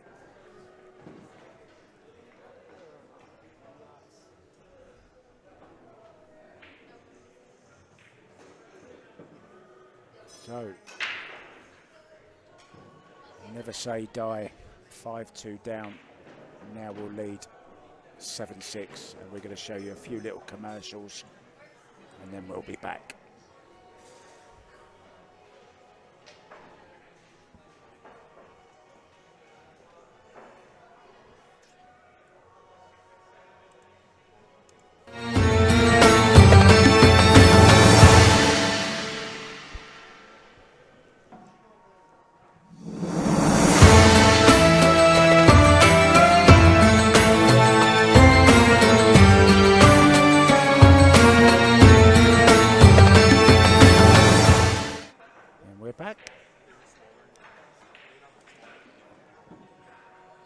To let you know, players are allowed to take 1 5-minute break each.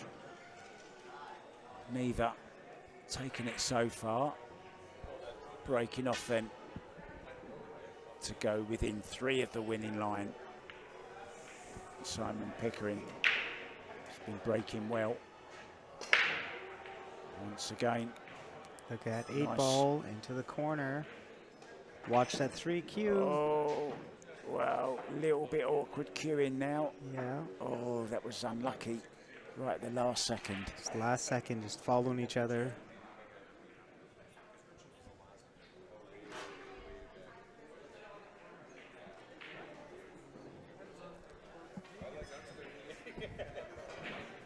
It's just Having that 3-ball out of there would have made this one a lot easier, but now he's going to have to punch this across here.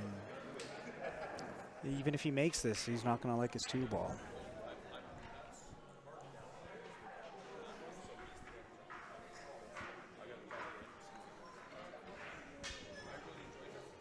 Oh. So right now we only have cue ball fouls. We don't have all ball fouls. So Simon gave that 3-ball a little nudge. So he's just talking to Brian if he wants him to move it back or not. Brian says it's fine where it is. He didn't move it. He's still hampered. Both guys are gentlemen. So. Oh, what a fantastic shot. That is a nice little bump as well. And he's looking pretty nice on this deuce. Goes straight into this bottom left-hand corner. Yeah, I like just stopping the cue ball as soon as you can here. Triple P.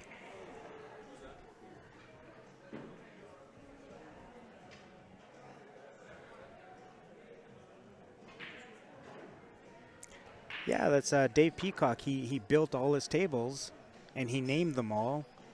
And he would sell the tables, so the price tags would be on top of the table. And he had nice names for them. The one table we loved was called the Lord Nelson. Oh.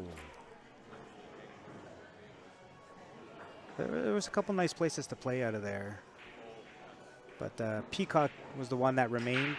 They moved down onto Douglas. It's downstairs now and still has the same layout, just a little bit smaller venue. I like the parking at when it was on Johnson a lot better. And Simon looks like he is. Yeah, he's caught a gear now, hasn't he? It's given him a lot of confidence. That miss on the 7 in the last rack. I think it was the 7 down into the corner. Missed it, left it for Simon. Yeah. Took the lead for the first time.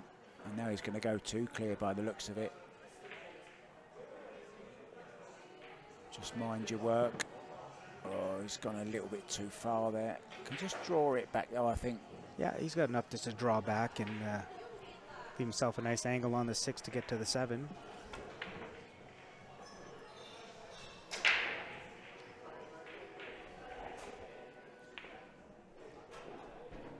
I think we might get in 2 rounds tonight, perhaps. I'm not sure. This is the first round here, so we don't want to go too late because we've extended the races to 11 instead of 9. So tomorrow we're going to be starting at 4 p.m. We're going to have a full day of pool.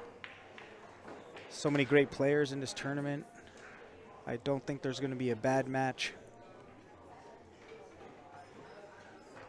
Yeah, big prize money as well. 10,000 added.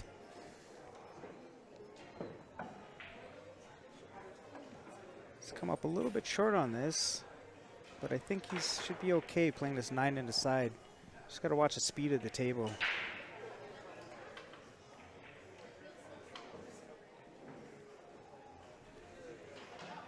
I know earlier the match there, Simon was struggling with the slide here, but it looks like he's got her down now.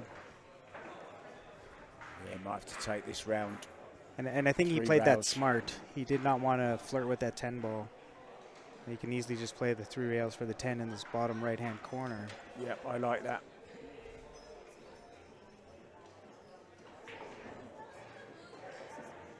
It's a little bounce off that route. This is perfect. So this then to go 2 clear at 8-6. This is Simon's first lead, and now he's extended it to 2.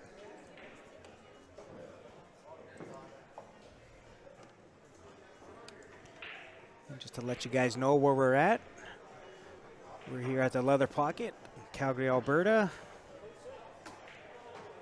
Some of our sponsors here. We have Nick Q Innovations. If you ever need any work done, this guy is the man. He cares about what he does, and he does great work.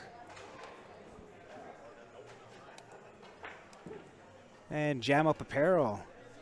If you guys need any t-shirts for your playing events, these are the guys to go. I've been wearing their shirts for the last few years, and I tell you, I love these shirts. There's no embroidery, it doesn't get sticky, and they don't really shrink and fade. So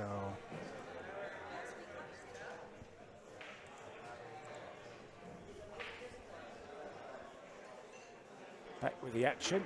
Simon Pickering to break, lead 8-6. Another great break, killed that cue ball. Let's watch that 5 ball. Yeah, made a ball, and he's got a shot on the 1. It's looking good. 2 ball down by this bottom left-hand corner. Just got to make sure he gets a good angle on this deuce so he can kind of hold it for the 3. He's just having a look at the 4 ball here. Mm-hmm. Likes to map out the table a little bit and make sure. If you go to YouTube, it's under Q Sports Live. And if it comes up, you'll see our logo on there, and it'll say live in the corner. The streaming is much better on YouTube, so sorry about that, people. This is just something that's out of our hands. Yeah, I've also shared it on, if you follow me on Facebook, Mark White, I've also shared the link to YouTube on my Facebook page. If I'm not your friend, send me a friend request. You're gonna have to start deleting people to start adding people. I've got to, yeah, I need to start you know what you deleting need? people. You need a fan page. I've got one. I've got a passion for Paul. Do you? Yeah, maybe I follow that. And this I've guy got you Mark, as a friend, haven't I? you and I are friends. Yeah. Yeah. On and off of Facebook. Yes. If you don't know, Mark is a great guy. We have a lot of good laughs. He's got a passion for this game like you wouldn't believe. And I'm sitting here doing commentating with him, and you know, I'm learning a lot. Learning not what to do or what not to do. Yeah, I don't think he's left himself a shot on this 2, you know. I think he needs to bend it round. He's looking at coming rail first. And that was the problem going from the 1 to the 2. Easy to get shape on the 2, but you need the right angle from the 2 to the 3, and that was the hard part. He's got to go pretty close to the 3 here as well if he wants to kick this. And then where's the future with the cue ball after he makes the 2? That's right. You know, you're looking at a safety perhaps. I think he's twisting it round. He's bending it round. Oh, he's made it, but as I said, look where the cue ball's gone. Cue ball's going to have to go somewhere delightful, and this is not. Snooker behind 3 balls there. He's got a 1-rail kick on the left-hand side coming across here. I believe that's his only option. That will make it a little easier. Yo. What's going on, guy? How you doing, buddy? What's happening? Everyone knows who I am, but more people know Mark. Mark is the man. You watch any pro series that Predator puts on with the men, women, professionals, this guy is behind the mic, so we feel very honored and privileged to have him sitting here in. And I've been having a great time. If you keep bigging me up like that, I'm going to take my headset off and go. You're embarrassing me. Good job we're not on camera as well, because I'm going red here. I'm a very humble person, I'll let you know.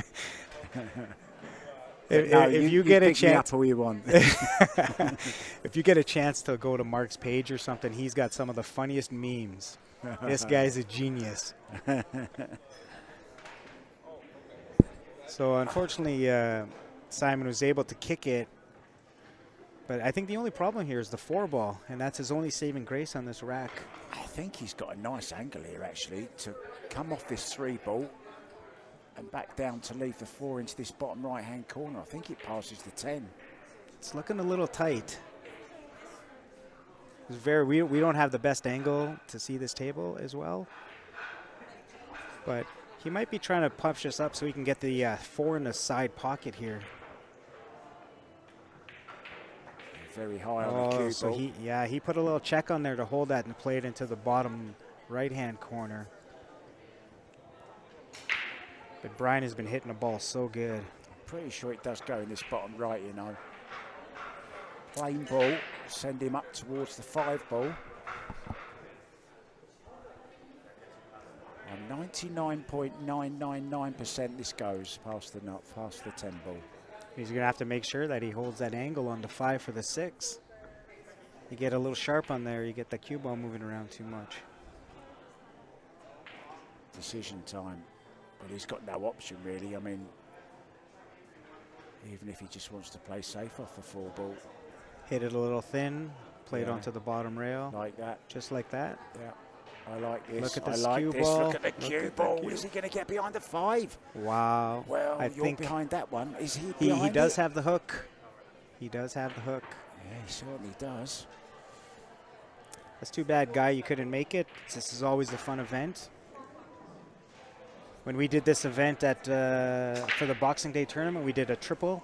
So we did 10-foot 9-ball. And then if you went to the B side, it was 8-ball on the 7-foot. And then if you went to the C side, you got to play 9-ball on the 9-foot. Wow. We finished at 5 in the morning. It's Christmas, right? I didn't play so well on the 9-foot, but I played very well on the bar box. I never lost a match. Oh, it's a great hit. That is a great hit. Needs a bit of luck, and he's not going to get it. And that is a well-played safety by Brian, and it pays off. We saw him miss a 10 ball like this a few racks ago. Hit it a bit thick. Let's hit that a He little made it too this time, soft. played No, it. he's got It enough to was hold this for okay. the 5.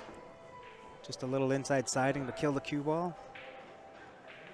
So Brian not going anywhere either. When this match was introduced, I did not expect anything less than a shootout. These two players are very high players. And even though Brian had quite a little bit of a lead there, it just wasn't enough. Not a whole lot of mistakes by either player.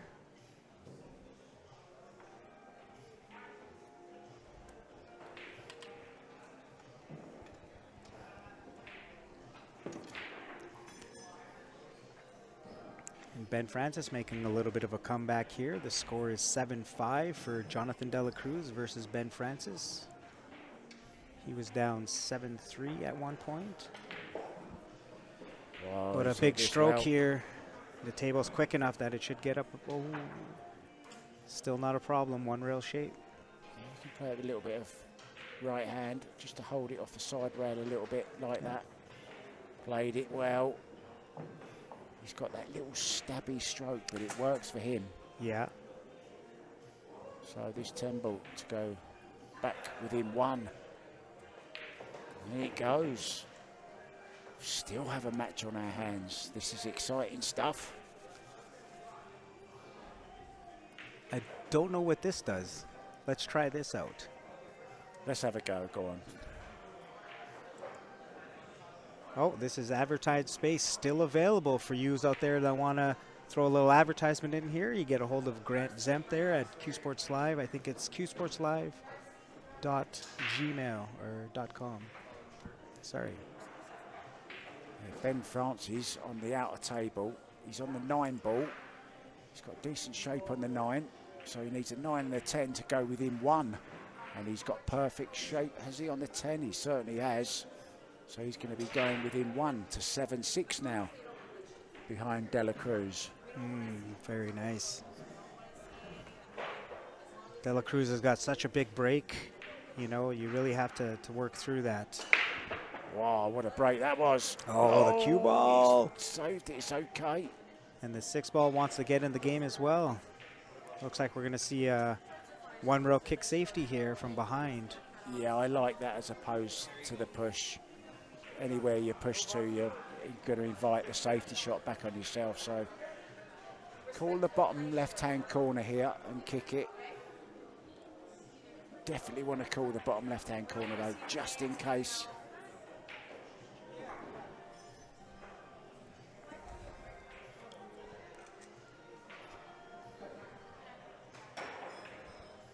Either that, well, he can't call the side because the 8's in the way.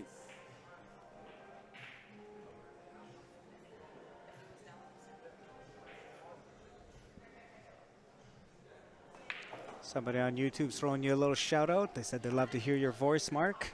He's Sorry, got a mate. pleasant voice. Who's that? Terry.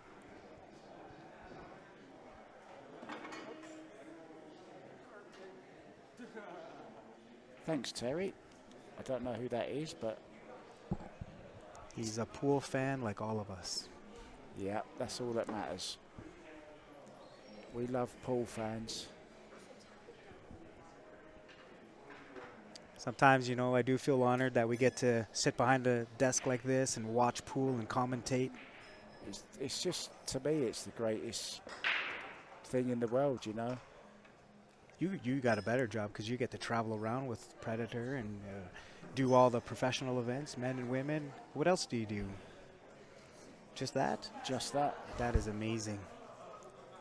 I wanted to do it all my life, and I sort of never gave up, kept trying, and finally when I was 58 years old, I got my big chance and I took it. And here I am at 60, traveling the world, watching the best players in the world. It's amazing. I would love to get there one day myself, but we'll see. Never give up. Never give up. Oh, That's this is a beautiful shot. Great shot there from Simon Pickering. And I think that was the plan that Brian had when he played the push out. You know, he had an idea of where he wanted to push to and what kind of safety he might have played. Yeah, I'm really surprised he played the push out, to be honest, Brian. He had an easy kick safe where he could have got, you know, lots of distance between the balls. And he basically left the shot for Simon. Now he's got quite the jump shot here. Yeah, I'm not sure he can jump that. I think he's going to, well, he is jumping it. Yeah. Just call the left-hand corner just in case. You try to float that cue ball down table by the 4 ball and hopefully get a little fortunate. Well, it's a good hit. Has he been lucky? Well, he's left a thin cut, but awkward cueing for Simon. Good evening, Natasha. How are you?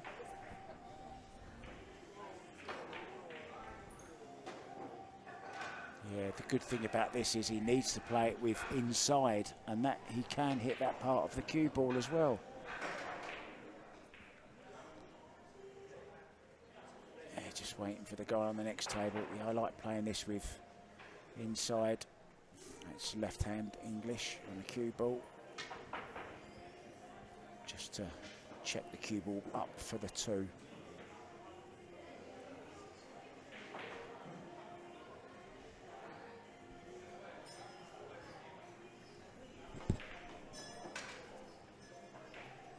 It's just another guy on the other table. You could see his feet. Mr. Larry Walpers shooting that shot. The score over on his match between Larry and Stephen Holm is 8-5. And the way that they're sitting, it looks like Stephen is up 8-5, but I'll get a confirmation after I'll find out who wins this next game. Yeah, that's a nice shot he's played there. Oh, where's watch the that cue speed. ball? Well, go and get your jump cue, Mr. Pickering. You're going to need it.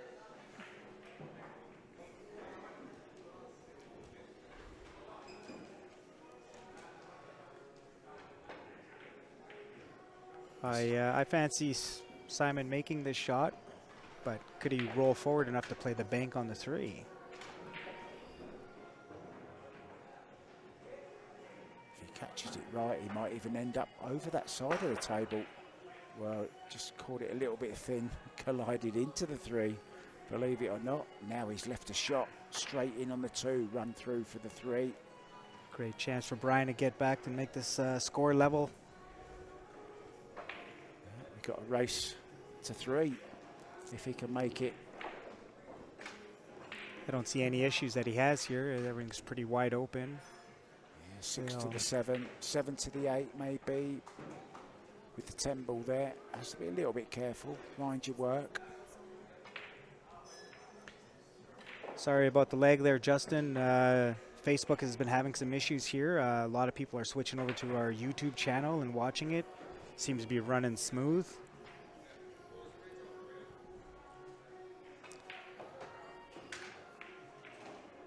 Just get up middle table here. He's hit it just a little too hard. And that's where his stroke lets him down, I think. It's very, very difficult to come back so quick and then go forward smoothly to play a slower shot. You know, he's overhit that one by, you know, good 3 feet. So he may have the option of hitting his thin and kind of running into the 8-ball, or trying to juice it and draw around this. Yeah, he's Maybe raising 2 the rails, butt. middle table.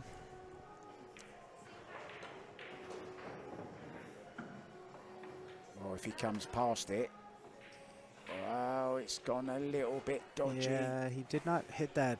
He needed to adjust a little harder. He was trying to get it so he could play it in the top left-hand, right-hand corner, I'm but not really sure where he played it then, you know. It didn't really play yeah. with any real... You know, he could have been thinking that if he hit it too hard, he might end up down table too far. These tables are playing quick. But all he has to do is pot this, and he's going to have natural position on the 7. Oh, it's a He nice played a little shot. draw on that. I thought he had enough room to kind of just roll forward, but maybe he was worried about the scratch.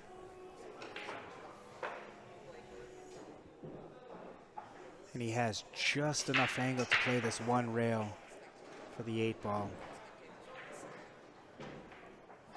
Just needs to make sure that he holds his nerves here on this shot. This is a big shot. One of the toughest shots on the pool table, this full length of the table, just off straight. Oh, cued it perfectly. He's got the perfect angle on the 8-ball. Hold for the 10 into this bottom left-hand corner. Just a little stun shot. I like that, Marsha. Here's the link for a smoother view. That's Yes. a very smooth way of saying it as well. That's right. Thanks a lot, Marcia.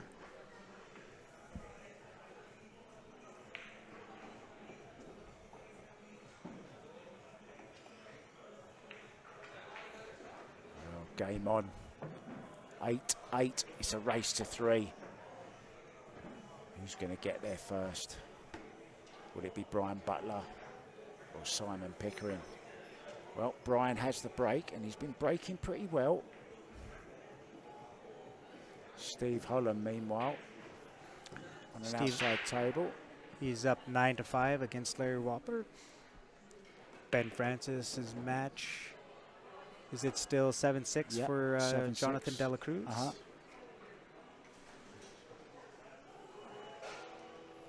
There's another table next to it, also at 7-6. And then Phil Tarango is playing Randing Dodging Horse, and that match is 7-6, but I'm not sure who's in the lead.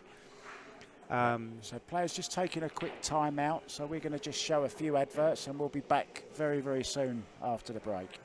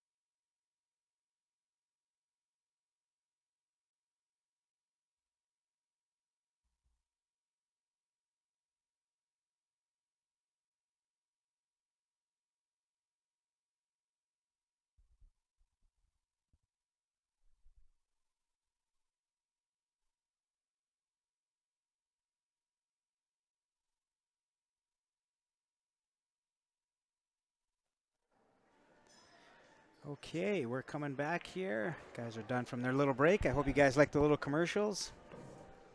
Trying to keep you guys entertained as much as we can while these guys went out for a little smoke break.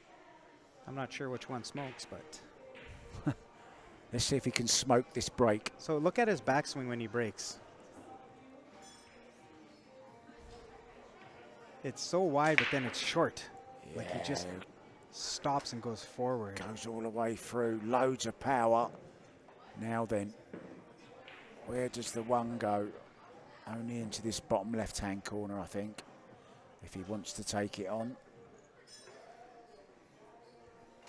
And so we do apologize, guys. Facebook stream is lagging a little bit, so if you can move forward to Steph? YouTube. Yeah. So Referee, Brian just wants Steph, to get this. Steph the ref being Steph called the in. Ref, wearing our Predator Canadian Open shirt from Jam Up. Those shirts are amazing. Mine's in the mail. And I'm still awaiting mine. Yours is coming. I think I might just have to have that big one from you, and I'll get my sister to alter it because she does alterations. Well, yeah. I mean, you can get them tapered in on the side. Yeah. Yeah, Brian just wants to remove that template, so. Gonna use a bit of chalk as a marker. Yeah, Steph got a work cut out here. It's not a fun job because you don't want to make a mistake here, so.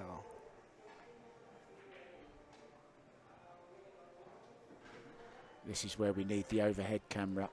If Brian wasn't away, I'd go to the side camera. Oh, let's put a little advert. There we go, look. There we see Steph at work. She hasn't fallen asleep, has she?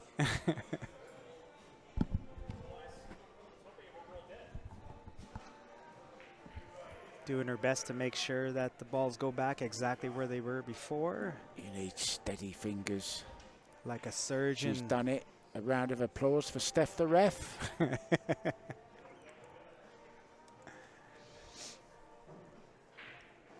So Brian's going to have to back cut this one ball in. And it looks like he's probably going to have to play a 3-9 combo. He's just got to watch his pace here. You don't want to scratch in the side pocket. Yeah, I like the safety here, to be honest. He's worried about not hitting the rail, I think, as well. What about really thin off the one ball? Send the one ball across the side rail, back over to this rail here behind the 10-8. Cue ball back up the table, maybe behind the 4. Yeah, I kind of like that. That Don't could be a think nice he's shot thought as of well. it yet. Don't think it's crossed his mind. PPP, triple P. Well, definitely Brian has got his thinking cap on here because a race to 3, you can ill afford any mistakes. Oh, he's playing the one. Yeah, that's not the right shot because it's a very touchy shot and he might end up not hitting a rail. That's I right. don't think he's seen the thin shot off the one ball here. There's a time we just to go back from the table and have a look at the overall table. It's a good time. You just take a walk around the table and look at different options. Yeah. Since I've been doing commentary, I like to come down this end of the table to look as well, you know. Yeah. I think he's going for it. He's decided to go for it. Well. Wow. Whoa, he's had a result here, look. He's gotten little away kick with off it. the 9 as well. Wow. But I like the way he played that. He played that thin, 3-rail safety. Didn't even say sorry. He did not He say just sorry. laughed. The safety was lucky, but I like the way he played that 3-rail like that. He was trying to get the one ball to the bottom rail and cue ball up table, so very clever shot. He did get away with it with that little kiss and a rub off the 9 ball, but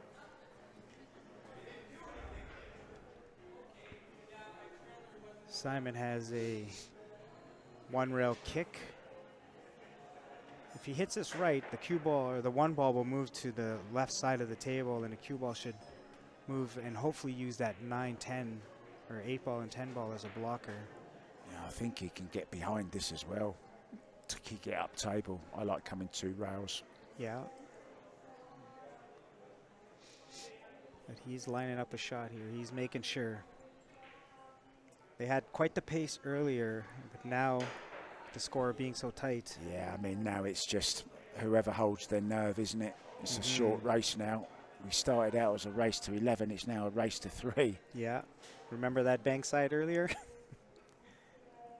Oh, he caught it thin. Where's the cue ball? Well, he's had a little bit of rub as well there. That's not bad. He'll settle for that. What do you think? Just a little thin graze off the 1, cue ball down table by the 5? Earlier on, I would have said that, but I think like the fat shot here. Yeah, be smart. Yeah, cue ball over behind the 8-10. Just like that. Played it very nicely. He hit that really well. The reason I like that one, Johnny, was because you could hit more of the 1 ball. It was better for the pace of the shot. That's right. The thin one was, you had to get it absolutely spot on. And you could miss it. Yeah. It's left Simon at a...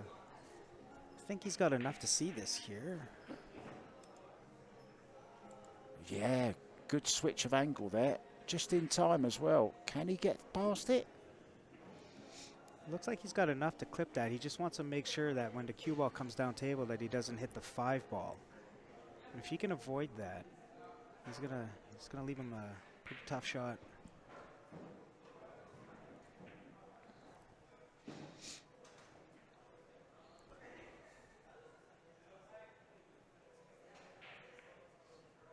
Played it very nicely indeed. Oh, don't kick in the... kiss. No, he's okay.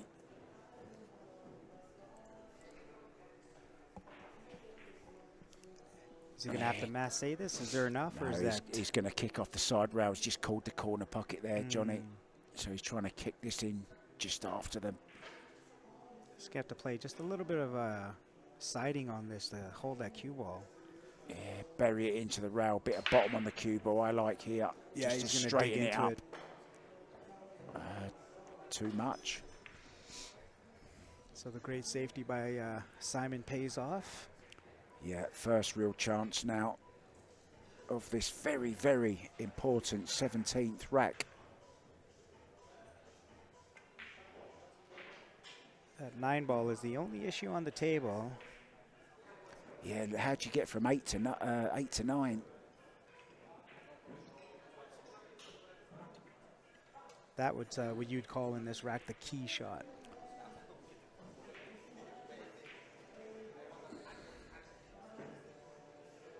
Yeah, I'm just wondering, is he thinking here? Play the split, take the risk. Just leave more of an angle on the 1 ball, split the 8 away from the 10 and take a longer shot on the 3. It's a risk, I know. But if he can pull it off. It's one of them shots. If it goes right, it's the right shot. If it goes wrong, it's the wrong shot.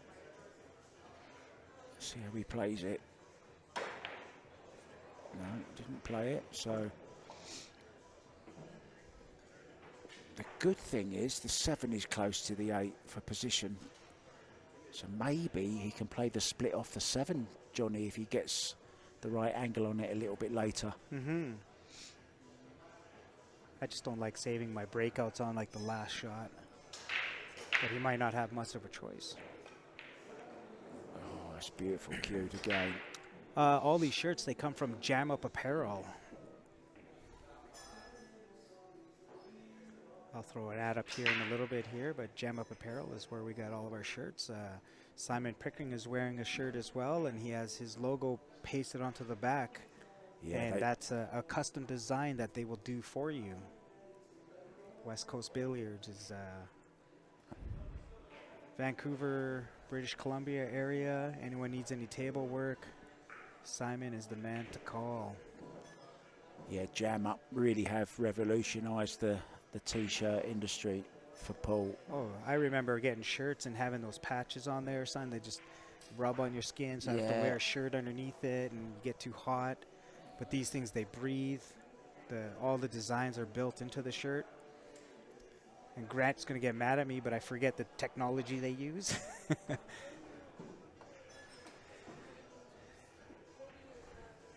Stephen Holm is on the hill, 10-6. Ben Francis actually took the lead up on Jonathan Dela Cruz. He's up 8-7. That's a great comeback. He was 7-3 down. Kevin Pascal seems like he's up on Mike Stewart, 10-7. And Phil Tarangelo looks like he's up on Randy Dodging Horse, 9-6. Unfortunately, that's the only scores we could see. That's a great name, Dodging Horse. That's a great name. What a brilliant name.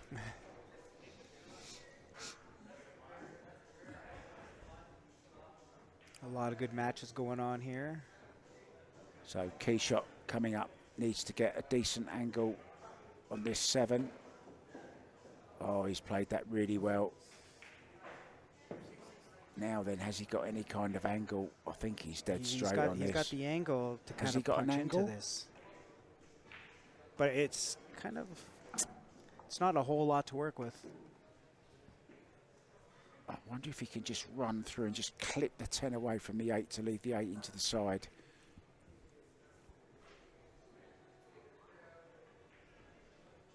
He's having a look at it. There can't be much angle on this. He might have to try and force an angle over here, you know. I don't think he's getting on the 8 ball. Yeah, like I said, kind of like that hard punch shot.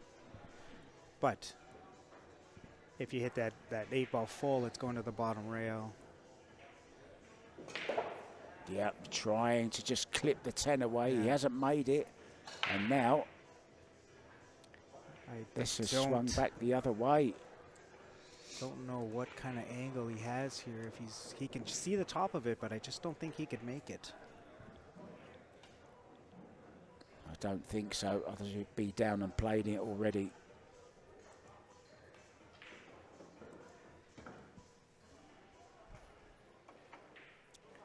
Just hit this real thin with a lot of spin.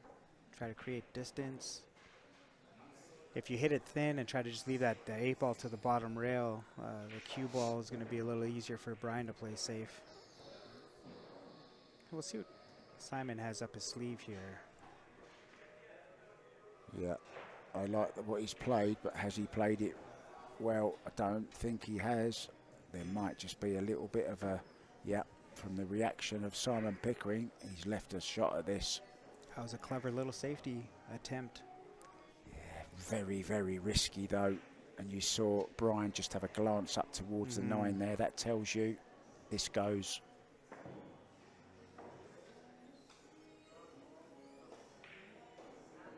Now then, anywhere but straight on this 9 ball. He'd love it close to that rail. It's got just enough angle to slide up table for this 10 ball. Yeah, it's looking like 9-8. What a back and forth match we have here. Such a great match. Yeah, tough to call.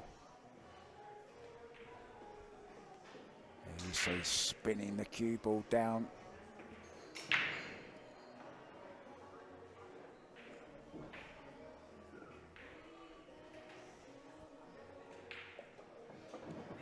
And in it goes. Once again, takes the lead, Brian Butler.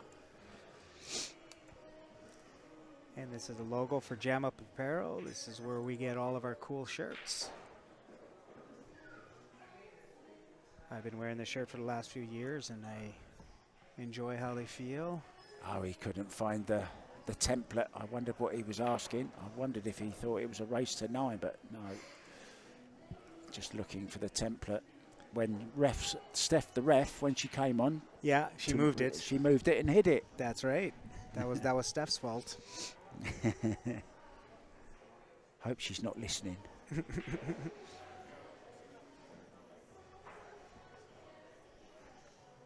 Yeah, and Ben Francis now has taken a 2-rack lead. He now leads 9-7. What a comeback that is from 7-3 down. Yeah, that's huge for Ben.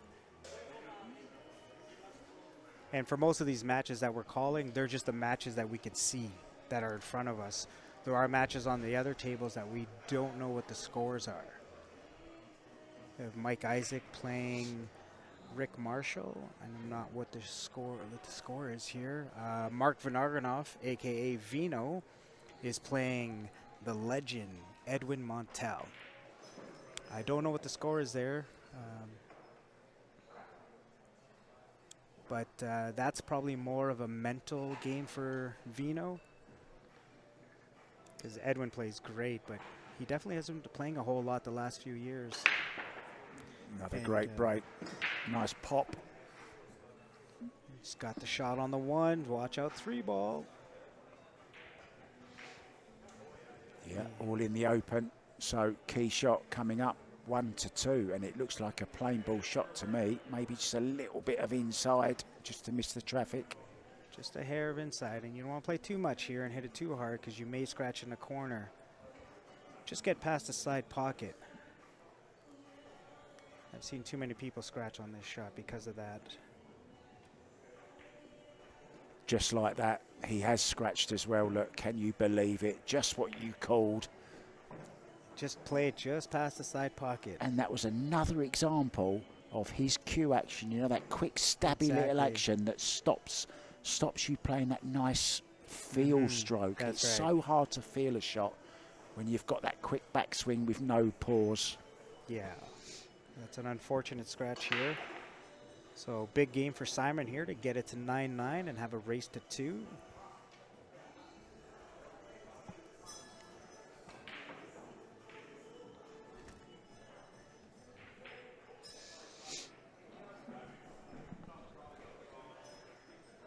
Gone a little bit quiet in the chat. I think they're concentrating on the match. Everybody's focused on the match just like we are.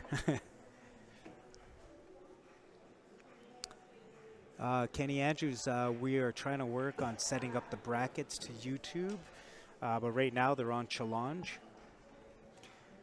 Sorry, Rob, go to YouTube. You're going to get a better stream. Facebook has been lagging the whole time, so everybody's been moving over to YouTube. I was just going to say to him when he said, why the lag? I was just going to say, well, that's how they decide who's going to break. Sorry, Rob. Rob is a Calgary homie, so he enjoyed the joke.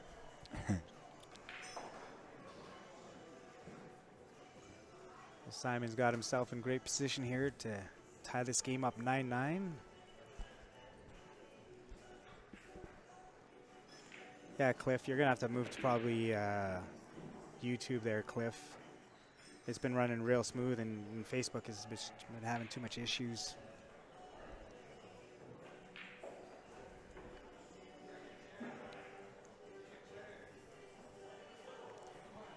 The Muffin 121 says, great job, Mark.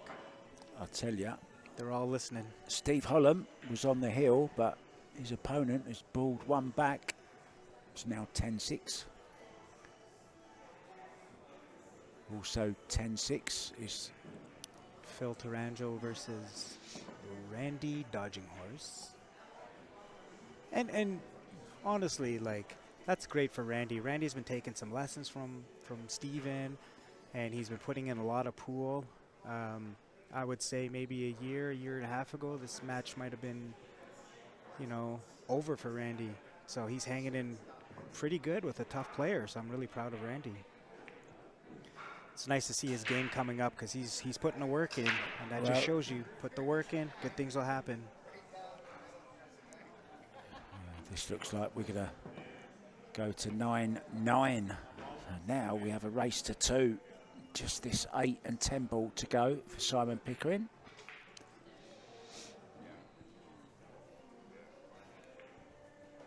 Live from Leather Pocket in Calgary. Absolute pleasure to be here alongside Triple P. The pleasure's mine, Mark. It's 10 ball down the rail.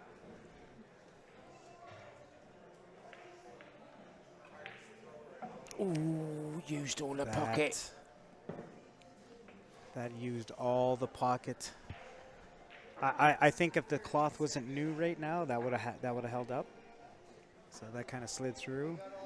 Yeah, I must say, very impressed with the quality of the tables here. Immaculate. I was playing a game with grandson a little bit earlier on with Dylan. Yeah. He was giving me a good beating on the little 7-foot diamonds, and they were running beautiful as well. Yeah, we all switched these over to the Predator cloth. So all of the tables now here at the Leather Pocket are all Predator cloth. Ah, the Predator Arcadia. Mm-hmm.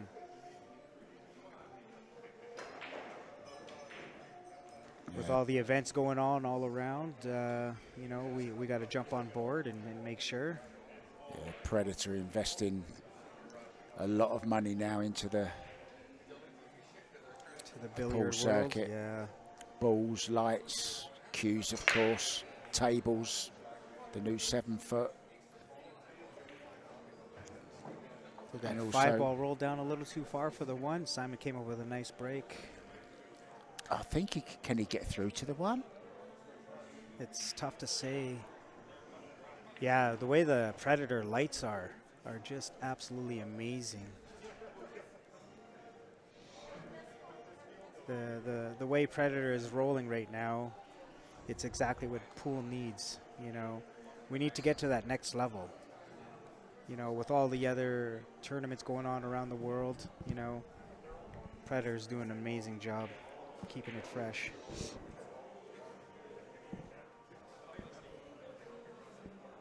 Simon is a little bit of a pickle here. I don't think he has a great shot. He may have to just kind of, I mean, at 9-9, if he's looking at playing the 1 ball, bank into the 3, into the 4,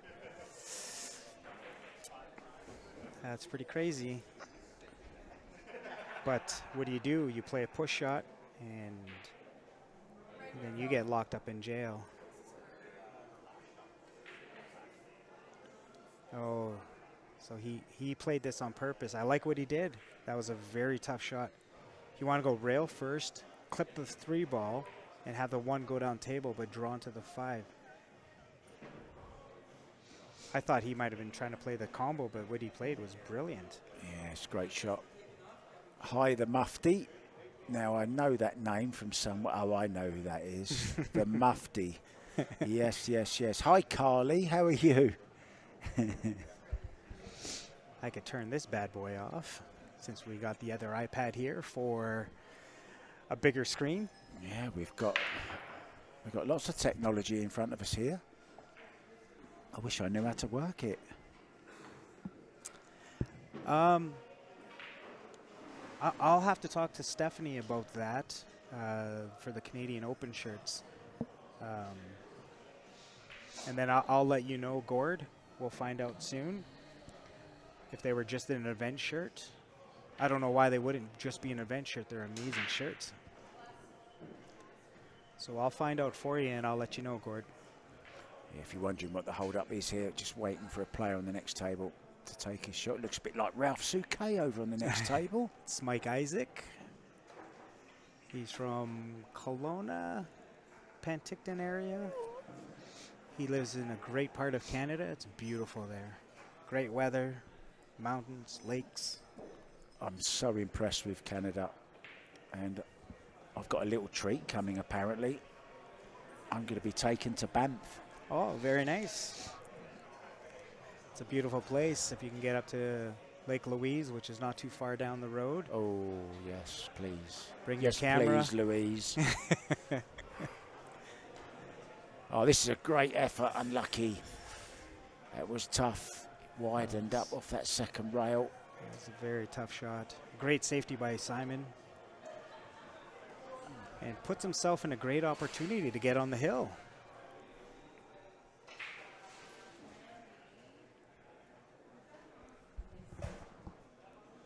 Just a little drawback here for the 3 in the side. Not much work to get onto the 4. Well, just to let you know, Ben Francis is now on the hill, 10-7. Come back from 7-3 down. Tremendous comeback. 7 straight. And Stephen Hollem has just beaten Larry Walper, 11-7. It's never an easy match. I think Larry and Steven has had a few good battles over the past few months here.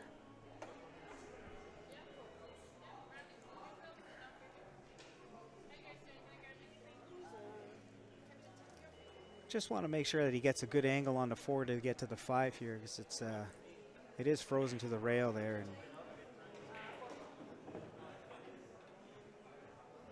if you go too sharp, that cue ball is going to be flying a little bit. So he's got a great angle to kind of draw back here for the 5 ball. Yeah, I like when the object ball's so close to the corner pocket there. I like drawing out, as you just said. That's right. Draw it away from the danger. I've seen so many times just catch the horn of the pocket, as you call it. Yeah. I've never known a part of a table to have so many different nicknames. The jaw, the point. It all depends on where you come from. Billy Thorpe calls it the titty. Am I allowed to say that? I used to say that all the time, and they told me don't say that anymore. I promise I won't say it again. But yeah.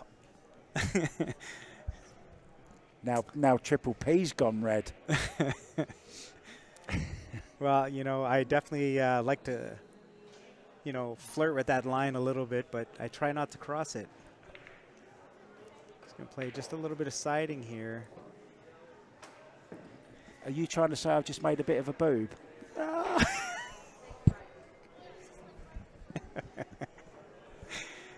Right, back to the pool. Whoever wins this rack is going to go on the hill. Whoever wins this rack. He didn't have a whole lot of angle to play to get that cue ball to where it was, and he hit that absolutely perfect here. So now it's just controlling your nerves.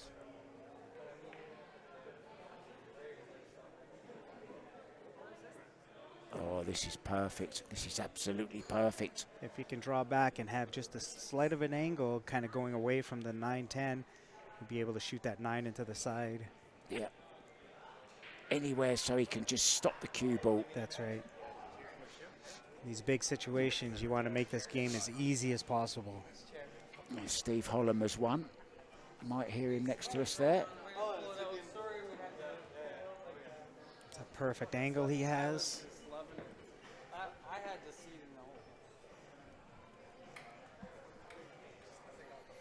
Steve Holland will be representing. Yeah. Canada in the World Team event. Along with Brittany Bryant and Ben Francis. And hopefully I'm going to be there as well. And I know someone else is going to be there. The Mufti's going to be there. Carly has booked her flight. She's ready to go. So he's going to have to play this with topping with a little bit of right-hand siding to have that cue ball come back up. Makes that shot just a little trickier, but should not have any issues with this. Oh, he's when he come played the into other side of it. Played into it. Now he might have been a little sharper than we thought. This is a little bit touchy at this stage. These middle pockets. Well, he played it very confidently with pace. So on the hill, Simon Pickering.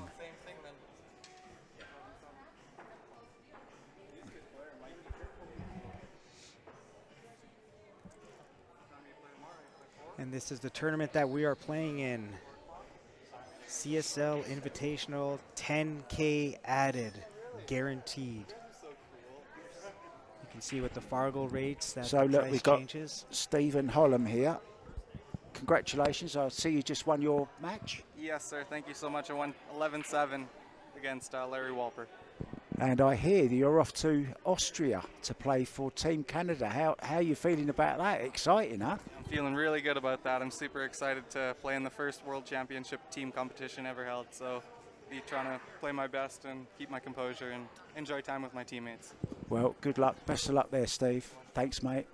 Okay, back to the table. On the hill, breaking for the match.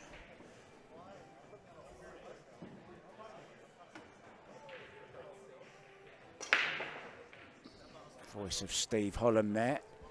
Will be with Brittany Bryant and Ben Francis in Austria. And what a What great about that? break.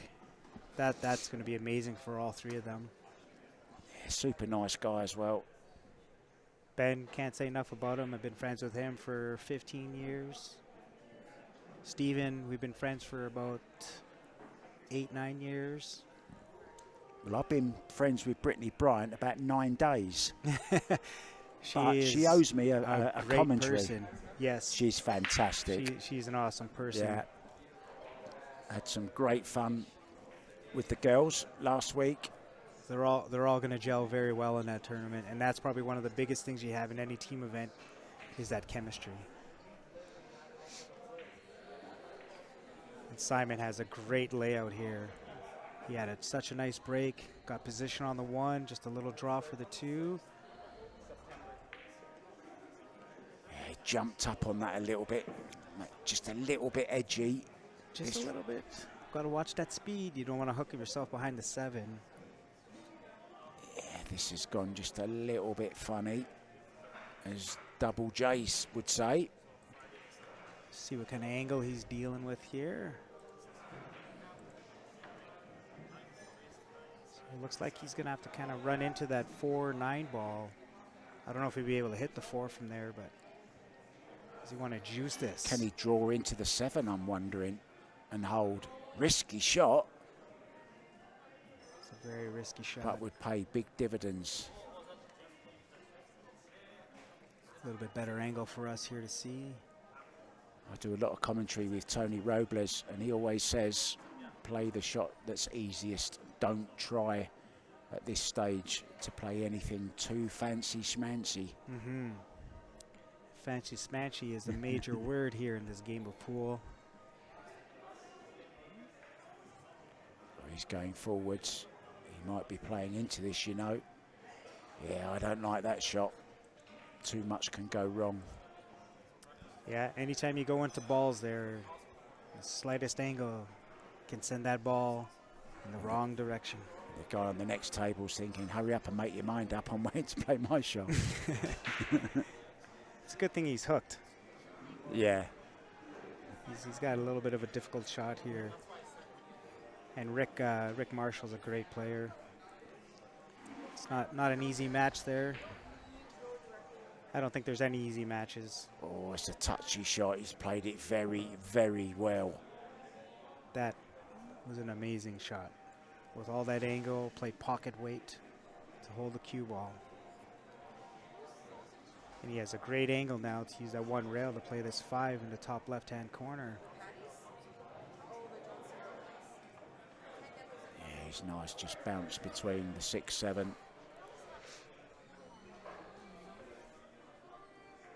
You can see his pace has visibly slowed right down. Now he knows this is the big chance. Yeah, mind that 7 ball. Watch the speed. He has overhit a few shots now.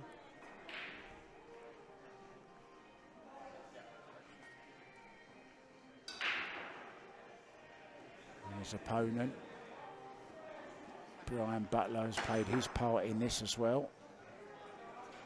It's been a great match. Remember, Simon won the first rack. Then Brian went 5-2 up. Then it went to 5-all. Oh. So he was smart. Okay. He decided to play that in the side pocket instead of trying to hold that for the corner. It was a great decision by Simon. Yeah, now just roll this 5 in, leave the 6 into the bottom left. Stun the cue ball for the 7. Oh, so Steven gets to play Eric next. That's going to be a great match. 2 teammates battling out to move forward in this tournament. Just a little bit of a left-hand side or left-hand siding to get that up table. Yeah, he played that nice actually. Yeah. One of my favourite shots, that.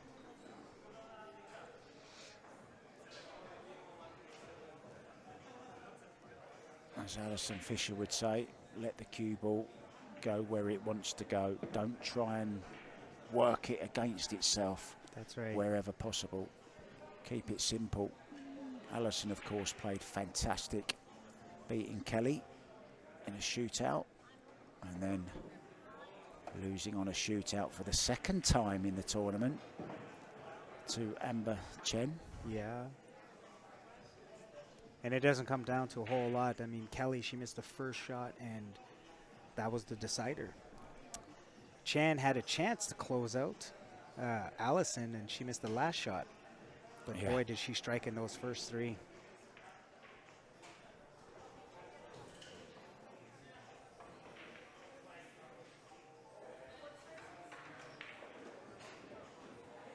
This has been That is a great shot.